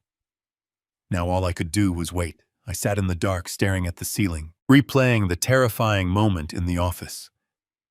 I had narrowly escaped a catastrophic confrontation. If my performance had faltered for even a fraction of a second, my son and I would be entirely at her mercy. The absolute silence of the room was finally broken by a sharp, vibrating buzz from the secure phone resting on my mattress. I immediately answered. It was Sarah. Her voice was uncharacteristically tight, stripped of its usual calm confidence. "Richard," she began, her tone carrying a heavy, ominous weight. "I received the digital files you transmitted. Gary is currently running the routing numbers through our forensic accounting software to trace the offshore shell companies, but that is not why I am calling you on the encrypted line right now. The private investigator just returned with the comprehensive background dossier on Natalie. You need to sit down and listen to me very carefully, because the situation is far worse than a simple, greedy daughter-in-law trying to accelerate her inheritance." I braced myself, gripping the edge of the mattress. I told her I was listening. Sarah took a deep breath over the secure connection. She explained that the private investigator had dug extensively into Natalie, past bypassing the polished public records social media profiles and meticulously cultivated socialite image. The investigator had utilized highly classified contacts to pull heavily restricted financial histories and sealed court documents. The woman currently living in my house was a complete fabrication. Her entire constructed persona was an elaborate lie designed to infiltrate our family. Sarah started the devastating debriefing by focusing on the business. For the past 3 years, Derek had been incredibly proud of Natalie's flourishing entrepreneurial career. He had proudly provided the massive initial seed money to help her launch what she claimed was a highly exclusive, elite event planning company catering exclusively to wealthy corporate clients and high-net-worth individuals in the greater Austin area. She rented an expensive downtown office suite, hired a professional website designer, and frequently complained about her incredibly demanding clientele. "Richard," Sarah said, her voice dropping to a harsh, cold whisper. The private investigator pulled her corporate tax filings and audited her supposedly robust vendor contracts. Her high-end event planning company has absolutely zero actual clients. It has never hosted a single legitimate corporate event or private gala. There are no caterers, no floral invoices, no venue deposits, and no employee payroll. The entire company is a hollow ghost ship, a sophisticated phantom front specifically designed to silently siphon money directly out of Derek's personal checking and investment accounts. She has been systematically invoicing his private wealth management firm for exorbitant, entirely fictional event services, effectively laundering his clean capital through her fake business and moving it seamlessly into untraceable offshore accounts. The downtown office she claimed to visit every day has been completely empty for 2 years. I felt a sickening wave of revulsion wash over me. My son had unknowingly funded the instrument of his own financial destruction, blindly trusting a ruthless woman who viewed him as nothing more than a profitable mark. But the massive financial fraud was merely the beginning of this endlessly terrifying nightmare. I urgently asked Sarah about the prominent, highly respected Austin law firm, boldly printed on the return address of the heavy conservatorship delivery envelope I had intercepted. I demanded to know about the specific shadowy legal counsel Natalie was aggressively texting from her secret black plastic burner phone. The quiet, distinct rustle of heavy legal paper faintly echoed over the secure, encrypted line as Sarah rapidly flipped through the investigator's highly detailed, comprehensive dossier. The man she has been constantly secretly communicating with is absolutely not a legitimate conservatorship specialist, Sarah revealed, her sharp tone laced with absolute, chilling professional disgust. He does not work for that prominent downtown law firm. He rented a tiny virtual mailbox in their main lobby to intercept official legal correspondence and illegally use their prestigious corporate address to create an intimidating illusion of ultimate legal authority. His real name is Julian Vance. He is a permanently disbarred attorney who was completely stripped of his legal license 7 years ago after being federally investigated for orchestrating massive, highly complex wire fraud schemes across 3 different states. And Richard, he is not just her corrupt, shadowy legal counsel. The private investigator managed to successfully access highly secured hotel surveillance footage and heavily concealed personal travel logs. Julian Vance is her longtime, deeply entrenched romantic lover. They have been secretly involved for nearly a decade, coordinating their movements long before she ever strategically bumped into your son at that charity gala. They target vulnerable wealthy men, separate them from their protective families, and drain them dry. I slowly closed my eyes, desperately trying to absorb the sickening, overwhelming reality. The heavily toxic green smoothies, the countless forged financial documents, the completely isolated, heavily monitored mansion. It was all a perfectly choreographed, highly rehearsed, and exceptionally cruel criminal operation seamlessly run by two incredibly ruthless predators. I told Sarah that we urgently needed to freeze the remaining bank accounts and physically extract Derek from the dangerous house before they could legally finalize the fraudulent conservatorship this coming Friday morning. I told her we finally had enough solid, irrefutable evidence to permanently put them both behind federal bars for the rest of their miserable, pathetic lives. There was a painfully long pause on the other end of the secure line. The dead silence stretched so heavily that I honestly thought the unstable, encrypted connection had unexpectedly dropped. When Sarah finally spoke again, her voice was barely above a shaking whisper, carrying a profound, chilling dread that made my blood run entirely cold. "Richard, you do not understand the full scope of their exit strategy," she said slowly. "Gary just finished cross-referencing the forged signature authorizations you sent over with the offshore account routing numbers Julian established. They know the federal authorities will eventually flag the missing millions.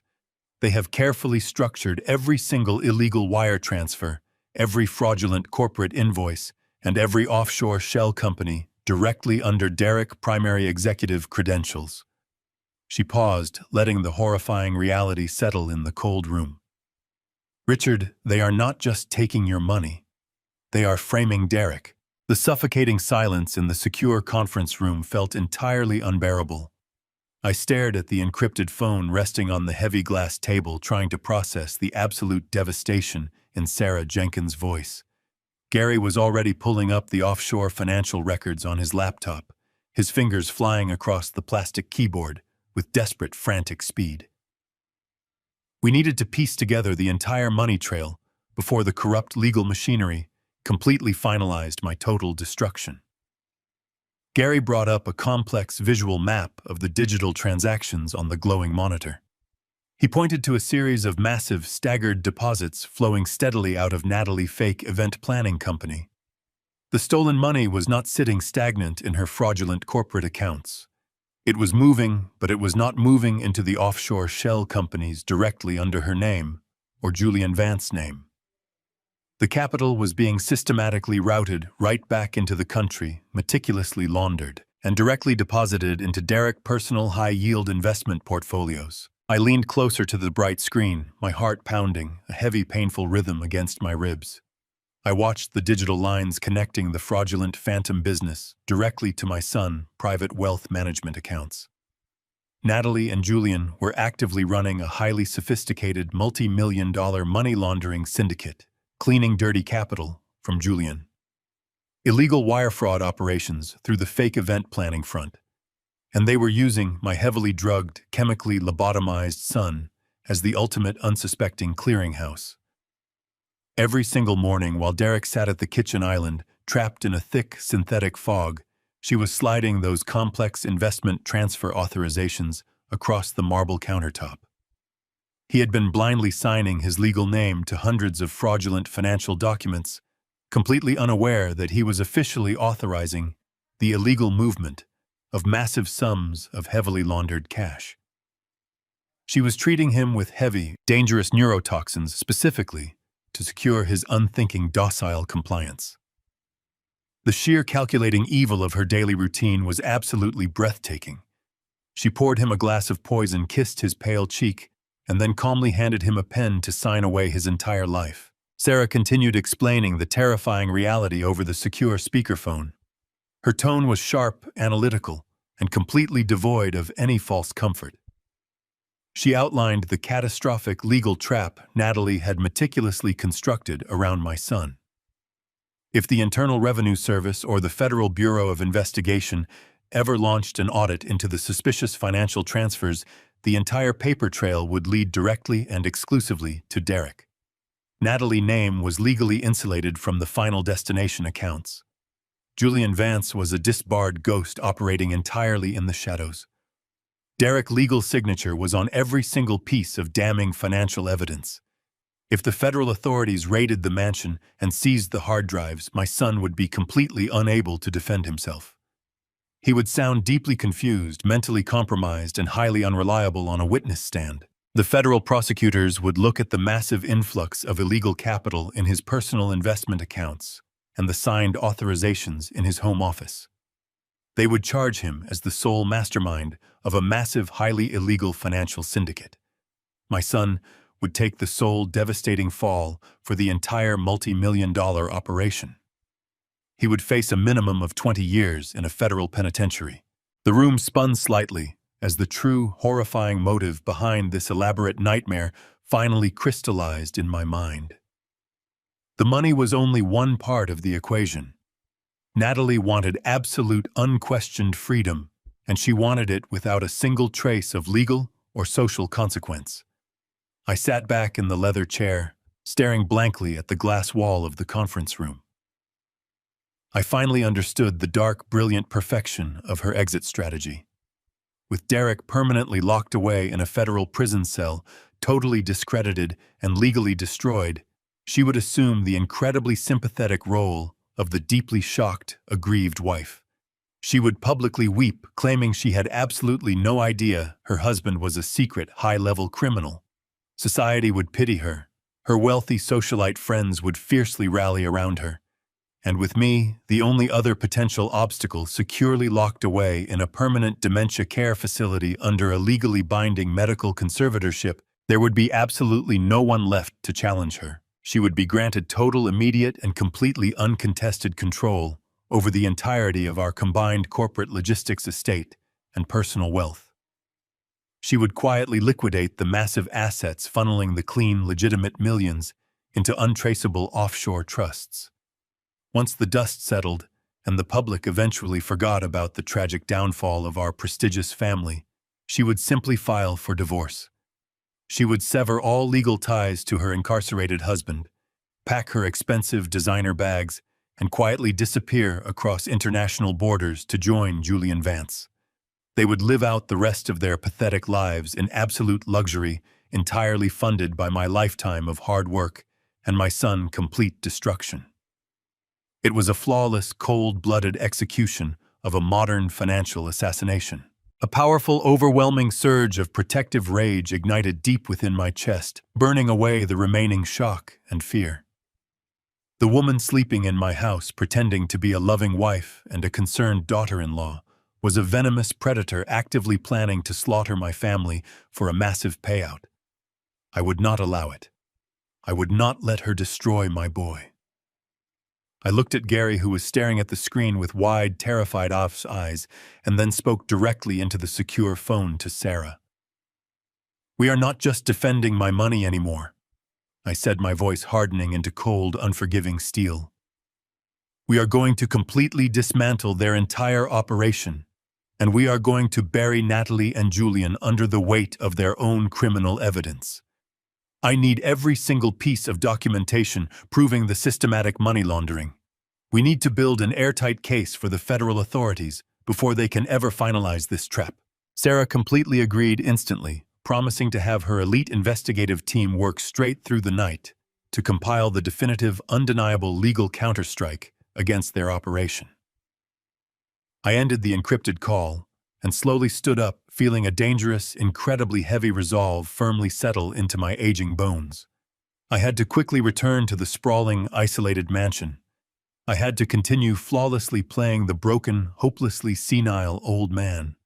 I had to watch the ruthless poisoner warmly smile at me over the bright breakfast table, knowing exactly what she was secretly planning to do to both of us. And I had to expertly execute the slow, agonizing detox operations to save Derek's totally shattered mind without ever raising a single solitary trace of suspicion. The invisible clock was aggressively ticking with a terrifying, absolute finality. I looked out the large glass window at the rapidly darkening Austin skyline, watching the deep, heavy shadows stretching long across the quiet, wooded business park. The bright sun was rapidly setting on our fragile temporary safety. Tomorrow is Friday. It is the exact day Natalie plans to successfully execute the final medical conservatorship and the ultimate power of attorney documents.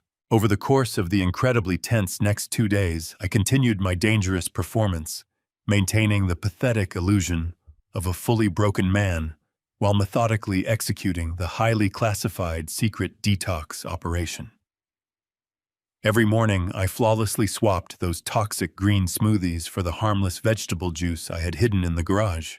Every afternoon, I physically intercepted Natalie whenever she attempted to press those heavy synthetic sedatives into my son, shaking hands.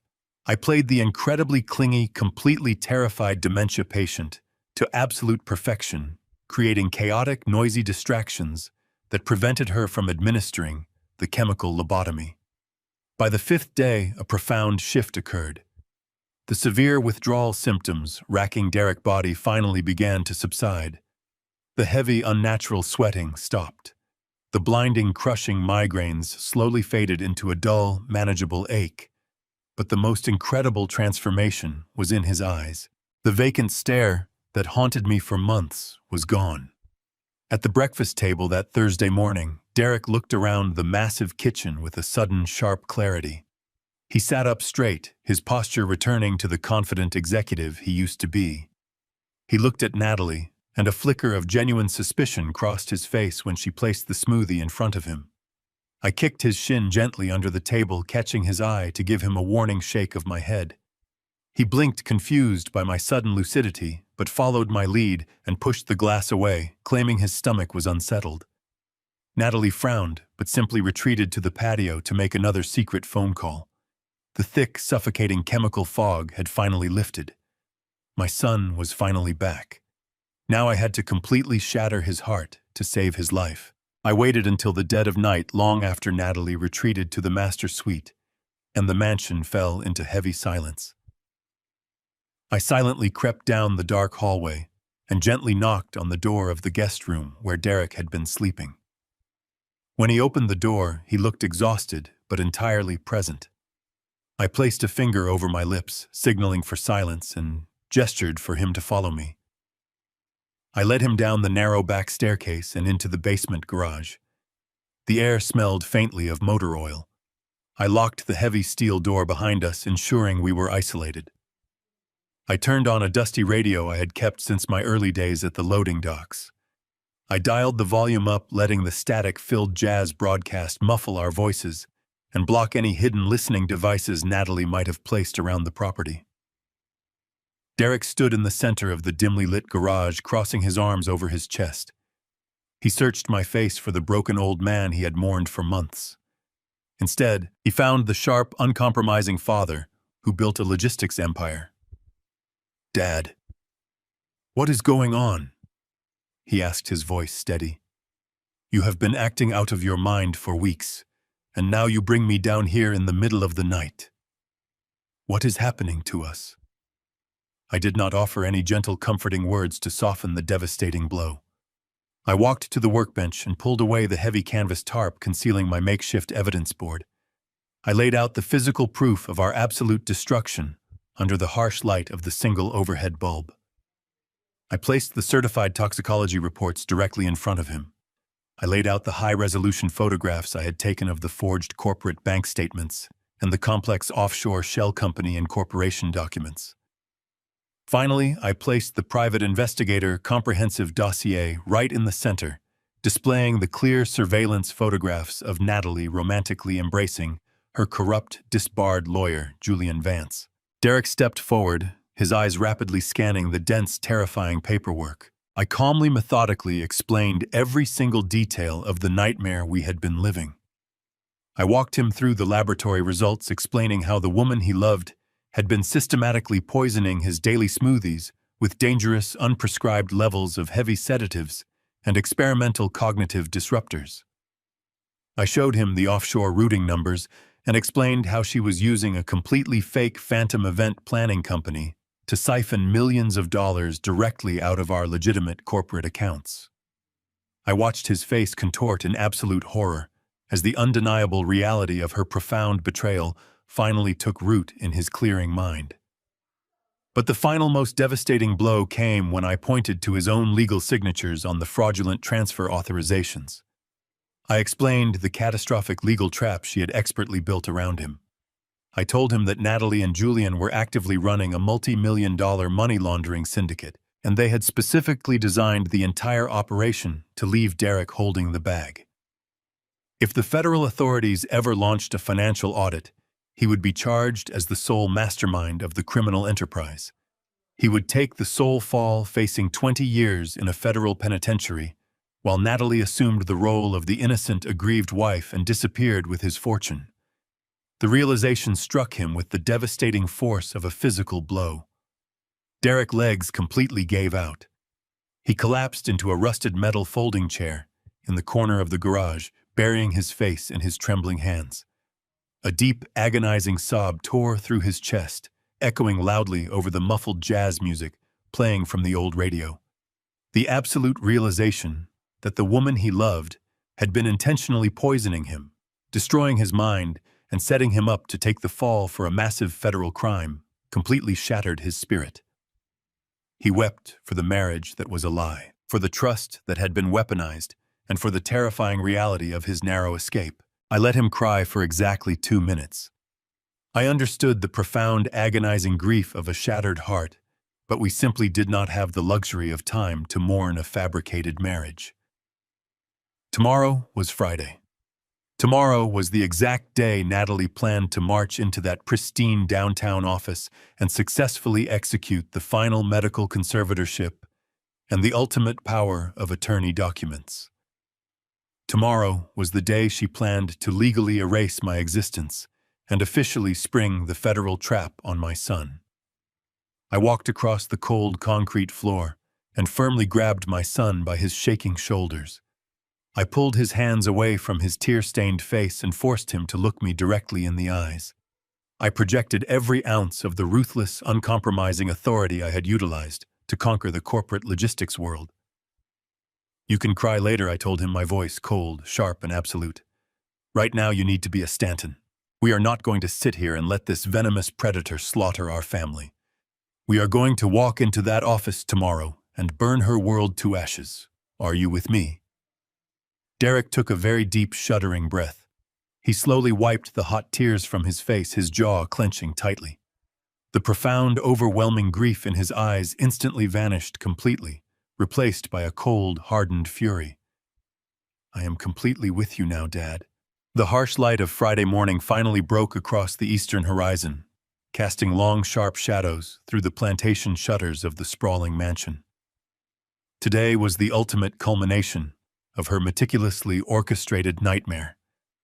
Today she planned to march us into a corrupt legal slaughterhouse and permanently erase our existence. I stood silently in the guest bathroom, with my son, our eyes meeting in the vanity mirror. There was no fear left in his expression, only a cold resolve mirroring my own. We did not exchange a single word. We walked down the staircase together, perfectly tuned to our pathetic roles. I deliberately let my feet drag against the hardwood floors, keeping my shoulders slumped and my chin tucked to my chest. Derek moved with agonizing stiffness, letting his eyes glaze over with a familiar vacant stare. When we entered the sunlit kitchen, Natalie was standing at the marble island. The mechanical whir of the blender filled the room, masking the pounding rhythm of my racing heart. She poured the dark green sludge into our glass tumblers. "Good morning, my sweet boys," she sang, her voice vibrating with an artificial joy. She was glowing, radiating the thrill of a predator cornering its exhausted prey. She slid the glasses across the stone counter. "Drink up. We have an important day ahead of us. We need you healthy." I gave her a wide, foolish smile. I slowly reached for my glass with violently shaking hands. Derek stared blankly at his tumbler, moving his fingers with a sluggish hesitation. Natalie turned her back for exactly 4 seconds to retrieve her burner phone from her designer purse on the table. It was more than enough time. Moving with the blinding speed we had perfected over the past week, I snatched both glasses, dumped the heavy neurotoxins directly down the disposal drain, and instantly refilled them from the hidden flasks tucked inside my robe. When she turned back around, we were both raising the glasses to our lips, swallowing the harmless vegetable juice. "Excellent," she cooed, her dark eyes flashing with terrifying satisfaction. "Go grab your coats. It is time to go." The atmosphere inside her luxurious sport utility vehicle was suffocating with an unspoken tension. Natalie sat behind the steering wheel, driving us toward downtown Austin with a casual confidence. She turned on the surround sound system, filling the climate-controlled cabin with a soothing, smooth jazz broadcast. She was celebrating. In her mind, the war was already over. She had conquered the logistics empire, neutralized the father, and subdued the husband. She was taking her victory lap. "Are we comfortable back there, Richard?" she asked, glancing through the rearview mirror. Her voice was high-pitched, dripping with that condescending baby talk reserved for toddlers or medicated asylum patients. "We are going to a nice office today to sign special papers that will keep you safe and happy. You do not have to worry your tired little head about a single thing ever again. I just need you to write your name nicely for the nice lawyer. Can you do that for me? Can you be a good boy today?" I stared blankly out the tinted passenger window, letting saliva pool at the corner of my slack mouth. I began to hum a tuneless melody, gently rocking my shoulders back and forth against the seat. I did not acknowledge her degrading words, playing the lost dementia patient trapped within his own fractured mind. Beside me, Derek leaned his heavy head against the cool glass. His eyes were half closed, his breathing incredibly shallow. He let his hands rest limply in his lap, perfectly simulating the total mental collapse of a man drowning in synthetic benzodiazepines. He was executing his role flawlessly, completely hiding the burning fury raging through his clearing mind. We navigated through the busy downtown traffic, pulling into the subterranean parking garage of a glass skyscraper that dominated the skyline. Natalie parked the heavy vehicle in a reserved space and hopped out, opening the back doors with a bright, predatory smile. "Let us go, boys," she chirped cheerfully. She reached out and firmly grabbed my elbow, guiding me toward the private elevators with a bruising grip disguised as gentle assistance. Derek stumbled slightly as he exited the vehicle, dragging his feet across the concrete. She wrapped her arm around his waist, practically dragging him forward. We rode the silent, high-speed elevator up to the 40th floor. The polished stainless steel doors opened smoothly, revealing a stunning, opulent reception area decorated in dark mahogany and brushed silver. The quiet room commanded absolute authority and projected an illusion of unquestionable legitimacy. The receptionist did not even ask for our names. She simply stood up, offered a polite nod, and silently pressed a button beneath her desk. A set of frosted glass double doors instantly unlocked with a heavy click. Natalie pushed us forward, marching us directly into the heart of the slaughterhouse. The private conference room was breathtakingly large, featuring expansive windows that offered a panoramic view of the sprawling city. A polished mahogany table dominated the center of the room. Sitting confidently at the far end of the table was Julian Vance. He wore an immaculate, custom-tailored navy blue suit. His dark hair was perfectly styled, and his sharp features were arranged in an expression of deep, compassionate professionalism. But I could see the cold, calculating greed burning fiercely behind his dark eyes. He was the disbarred architect of our destruction, the shadowy lover who orchestrated this nightmare from behind a curtain of fake legal authority. Resting directly in front of him on the wood surface were two dense stacks of legal documents. They were neatly organized, flagged with brightly colored signature stickers, and absolutely lethal. These were the finalized power of attorney transfers and the total medical conservatorship orders. Julian stood up, buttoning his suit jacket with a smooth elegance. He walked around the table, extending a manicured hand toward my acting son. "Welcome, Derek," he said, his voice a soothing baritone. "It is so very good to finally see you looking so relaxed." He turned his predatory gaze toward me, offering a fake smile of profound sympathy. "And Richard, it is a true honor. Please come sit down and rest." We allowed ourselves to be guided into the plush leather chairs directly facing the massive stacks of paper. Natalie stood perfectly still right behind Derek, shoulder resting her manicured hands gently on his back, in a sickening display of loving devotion.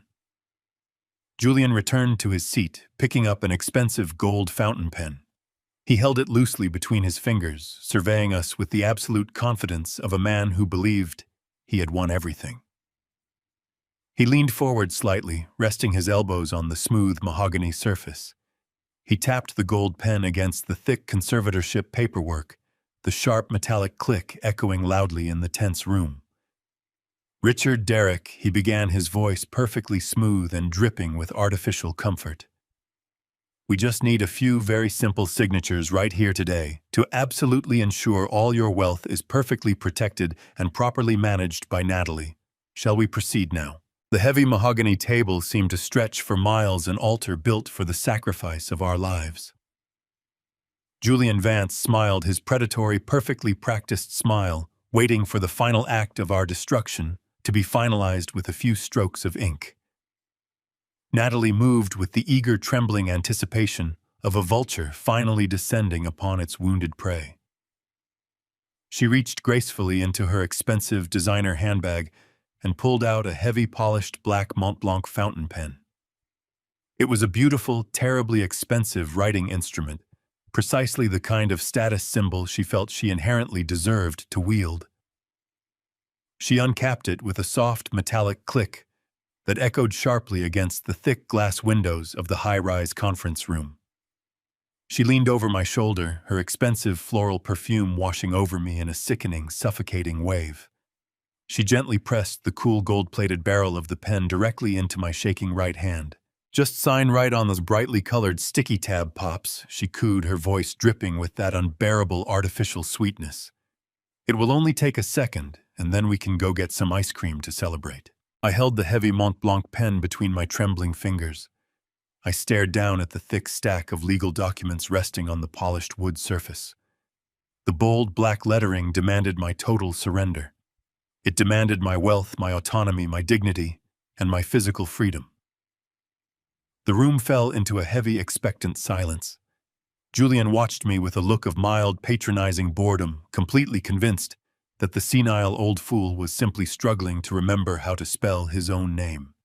Natalie kept her manicured hand resting lightly on the back of my leather chair, a subtle physical reminder of her absolute control over my reality. The silence stretched, expanding, until it felt thick enough to physically grasp. I listened to the steady, rhythmic hum of the central air conditioning system overhead. I felt the smooth, cold resin of the pen warming against my skin. And then in one smooth, deliberate motion, I let the grand performance come to a complete and total end. The violent, practiced tremor in my right hand instantly vanished. My fingers gripped the black barrel of the pen with absolute unwavering steadiness. I slowly rolled my shoulders backward, feeling the joints pop and settle as I intentionally shed the hunched, defeated posture of a broken dementia patient. I straightened my spine, sitting up to my full imposing height in the plush leather chair. I took a deep, steadying breath, allowing the sharp, clear focus of a man who had ruthlessly conquered the global logistics industry to flood back into my veins. I slowly turned my head and looked directly up at Natalie. I did not offer her the blank, glazed stare of a confused victim. I leveled my gaze at her, my eyes narrowing into a cold, hardened glare of pure, unforgiving steel. I looked at her with the sharp, ruthless eyes of a corporate titan who had just caught a thief with her hands buried deep inside the company vault. The confident, victorious smile plastered across Natalie's face instantly froze. The artificial warmth entirely drained from her dark eyes, rapidly replaced by a sudden, profound confusion. She blinked rapidly, her mind violently struggling to process the impossible physical transformation happening right in front of her. The drooling, pathetic old man she had been actively mocking in the car ride over had completely evaporated, replaced by a formidable adversary she had severely underestimated. Julian sensed the sudden, drastic shift in the room atmosphere. He sat forward in his chair, his patronizing expression instantly hardening into a mask of cautious concern.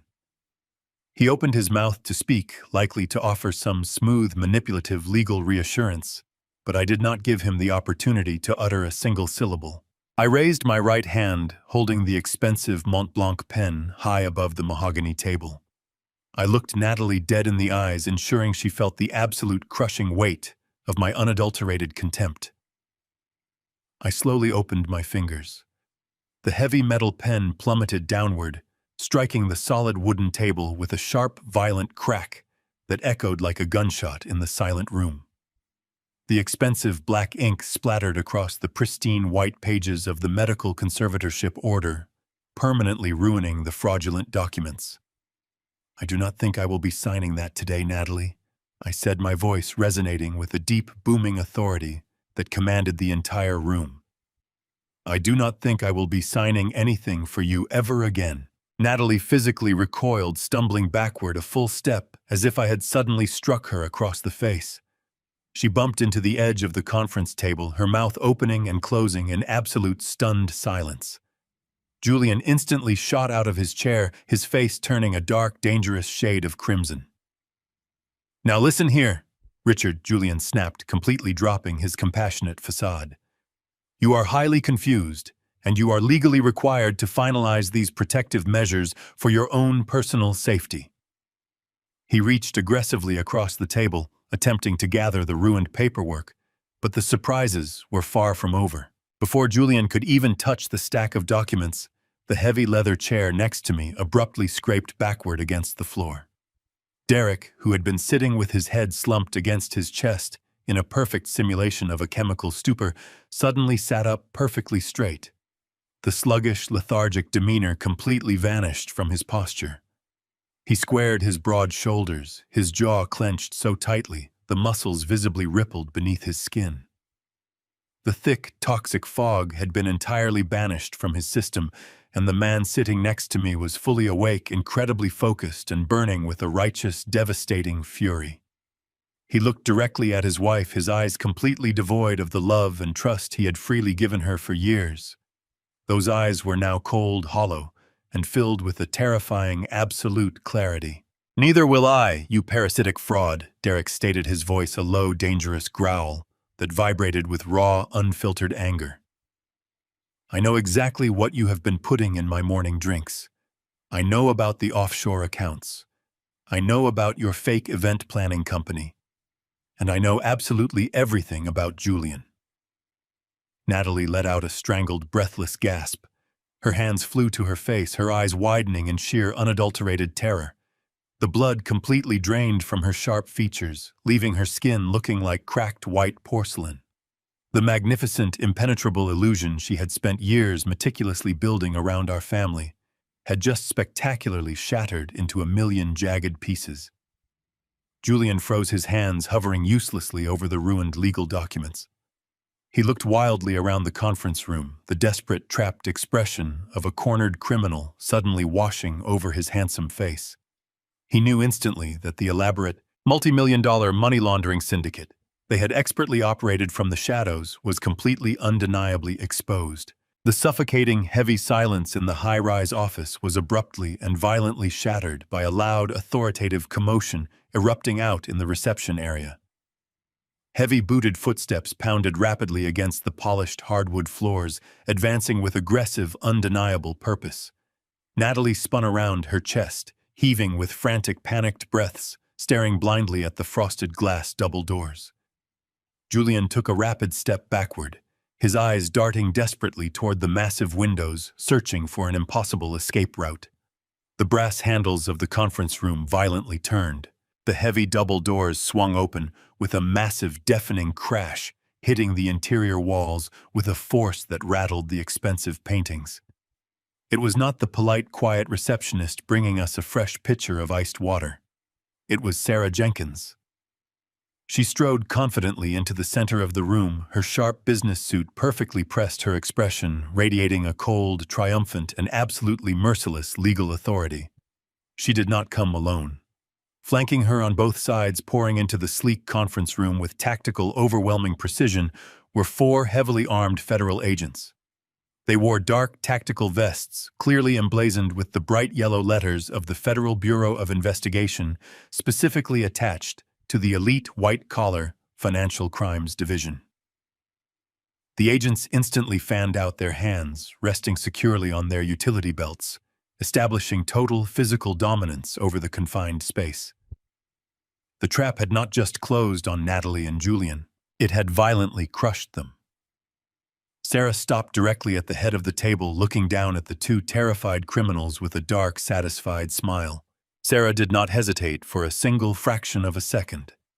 She reached into her sleek leather briefcase and forcefully slammed a thick, heavily tabbed folder directly onto the polished mahogany surface. The sharp, resounding slap echoed through the massive conference room, severing the last lingering threads of Julian and Natalie, completely fabricated authority. "This is a certified, comprehensive toxicology report," Sarah announced, her voice ringing out with absolute, undeniable clarity. "It details the exact, highly dangerous concentrations of unprescribed sedatives, powerful muscle relaxants, and dangerous neurotoxins that you have been systematically slipping into your husband's daily morning beverages for the past 7 months." Natalie physically recoiled, her back pressing hard against the expensive leather chair, as if the manila folder itself were radiating intense heat. Sarah did not stop. She pulled out a second, equally thick stack of heavily printed documents and tossed them right next to the medical records. "These are the complete unredacted transcripts from the cloned burner phone you so carelessly thought was secure." Sarah continued, her eyes locking onto Natalie, pale, terrified face. "We have every single text message, every encrypted digital communication, and every recorded phone call, coordinating the deliberate poisoning of Derek Stanton and the subsequent financial assassination of his entire estate." Sarah then turned her sharp, uncompromising gaze toward Julian, who was currently pressing his back against the glass window, looking frantically for an escape route that simply did not exist. Finally, she produced a third, massively thick binder bound in heavy black plastic. "And this, Mr. Vance, is the complete, undeniably traced money laundering paper trail. We have fully documented every single wire transfer, every offshore shell company and corporation, and every entirely fraudulent invoice generated by your fake event planning syndicate. We know exactly where the money went, how you washed it, and how you intended to frame this innocent man for your federal crimes." The heavy, suffocating silence that followed Sarah's devastating presentation was almost entirely physical. Julian's mouth opened and closed silently, like a fish pulled violently from the water. He raised his hands in a weak, pathetic gesture of surrender, his sophisticated, arrogant lawyer persona completely evaporating into the cold, recycled air of the high-rise office. The lead Federal Bureau of Investigation agent stepped forward. He was a tall, incredibly broad man, with a stern, deeply weathered face that had clearly seen decades of desperate criminals attempt to lie their way out of a concrete prison cell. Natalie Stanton and Julian Vance, the agent, stated, his deep voice carrying the absolute, uncompromising weight of the federal government. "You are both under formal arrest for highly coordinated multi-million-dollar wire fraud, aggressive attempted extortion, severe medical endangerment, and federal criminal conspiracy to commit massive financial theft." The agent signaled to his highly trained team. 3 heavily armed officers immediately moved forward with precise tactical efficiency. They smoothly bypassed the massive mahogany conference table and descended upon the 2 terrified predators. Julian did not offer a single ounce of physical resistance. He simply lowered his head, utterly defeated, as an agent roughly grabbed his expensive suit jacket, spun him around, and forcefully pushed his hands behind his back. The sharp, metallic ratcheting sound of heavy steel handcuffs locking tightly around Julian's wrists echoed loudly in the quiet room, serving as the definitive, undeniable conclusion to his pathetic criminal career. But Natalie did not surrender with the same quiet, cowardly resignation. As the second federal agent reached out to grasp her arms, her magnificent, carefully cultivated socialite, illusion completely and spectacularly shattered. She let out a piercing, high-pitched scream that violently tore through the sterile corporate atmosphere, She twisted her body, desperately thrashing against the agent-firm, unyielding grip. "No," she shrieked, hot, frantic tears instantly flooding her perfectly made-up face, leaving dark, messy streaks of black mascara running down her pale cheeks. "You cannot do this. You have no right to do this. I am his wife. I am a Stanton." The agent ignored her frantic screaming, expertly securing her wrists behind her back with a pair of heavy metal cuffs. Realizing that the federal authorities were entirely immune to her toxic manipulation, Natalie completely shifted her desperate tactics. She twisted her upper body, straining against the heavy steel restraints, and locked her wide, panicked eyes directly onto my son. "Derek," sobbed, her voice cracking with a forced, pathetic vulnerability that she had successfully used to control him for years. "Derek, my sweet husband, please, you have to stop them. You have to tell them this is all a massive, terrible misunderstanding. I love you. I was only trying to protect our family wealth. Your father is sick, his mind is gone, and he is making all of this up to destroy our beautiful marriage. Please, Derek, do not let them take me away. I am your wife. You know I would never ever hurt you. Please save me." Derek did not flinch. He did not look away. He sat perfectly still in the plush leather chair, his broad shoulders squared and his back rigid. He stared at the thrashing, weeping woman who had spent the last 7 months systematically destroying his mind and heavily draining his life force. The profound, heartbreaking grief that had overwhelmed him in the dark garage the previous night had completely burned away, leaving absolutely nothing behind but a cold, impenetrable wall of solid ice. He slowly stood up from the mahogany table, looking down at Natalie with a level of absolute, unfiltered disgust that made the entire room feel 10 degrees colder. "You drugged me," Derek stated, his voice a low, terrifyingly calm rumble that cut effortlessly through her hysterical, pathetic sobbing. "You slowly, deliberately poisoned me every single morning while smiling directly into my face. You tried to permanently cage my father in a locked medical ward. You actively planned to let me rot in a federal penitentiary for the rest of my natural life, just so you could steal my money and run away with a disbarred fraud." Derek took a slow, deliberate step closer to her, ensuring she could clearly see the total, irreversible death of his love. "You are absolutely nothing to me anymore," he whispered, his tone carrying the heavy, definitive weight of a closing tomb. "You are completely, permanently dead to me." Natalie collapsed to her knee, wailing loudly as the federal agents hauled her upward toward the door. I did not yell at her. I did not offer a single gloating remark. I calmly stood up smoothly, buttoned the front of my tailored suit jacket, and meticulously adjusted my silver cufflinks. I silently looked down at Natalie, watching the heavy metal handcuffs tightly bind the deceitful hands that had poured toxic poison into my home. The chaotic, deafening noise of her desperate, pathetic screaming slowly faded into the absolute background. "You underestimated the entirely wrong old man," I said quietly, my voice perfectly steady and cold. I finally turned my back on her complete and utter ruin. Derek and I walked out of the thick glass doors together, stepping bravely forward into the bright, incredibly promising sunlight of our newly reclaimed lives. Exactly 3 months have passed since that incredibly fateful morning in Julian Vance's downtown office. The heavy dust has finally settled, leaving behind a profound, enduring clarity. Natalie and Julian are currently sitting in separate, highly secured federal holding facilities, anxiously awaiting their upcoming criminal trials. The federal judges denied both of their requests for bail, citing the overwhelming severity of the extensive wire fraud and the undeniable flight risk associated with their massive network of hidden offshore accounts. Their complex, multi-million-dollar syndicate was completely dismantled, and their stolen assets were swiftly frozen. The arrogant smugness Natalie once wore like a designer dress has been permanently stripped away, replaced by the cold, harsh reality of a concrete cage.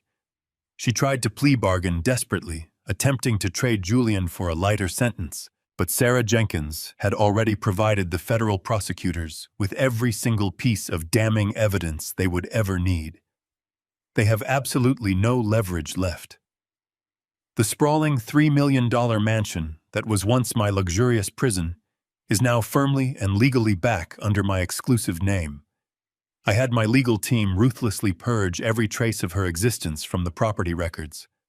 We hired professional crews to clear out her expensive wardrobe, her pretentious decorations, and the lingering scent of her floral perfume. The house finally feels clean again.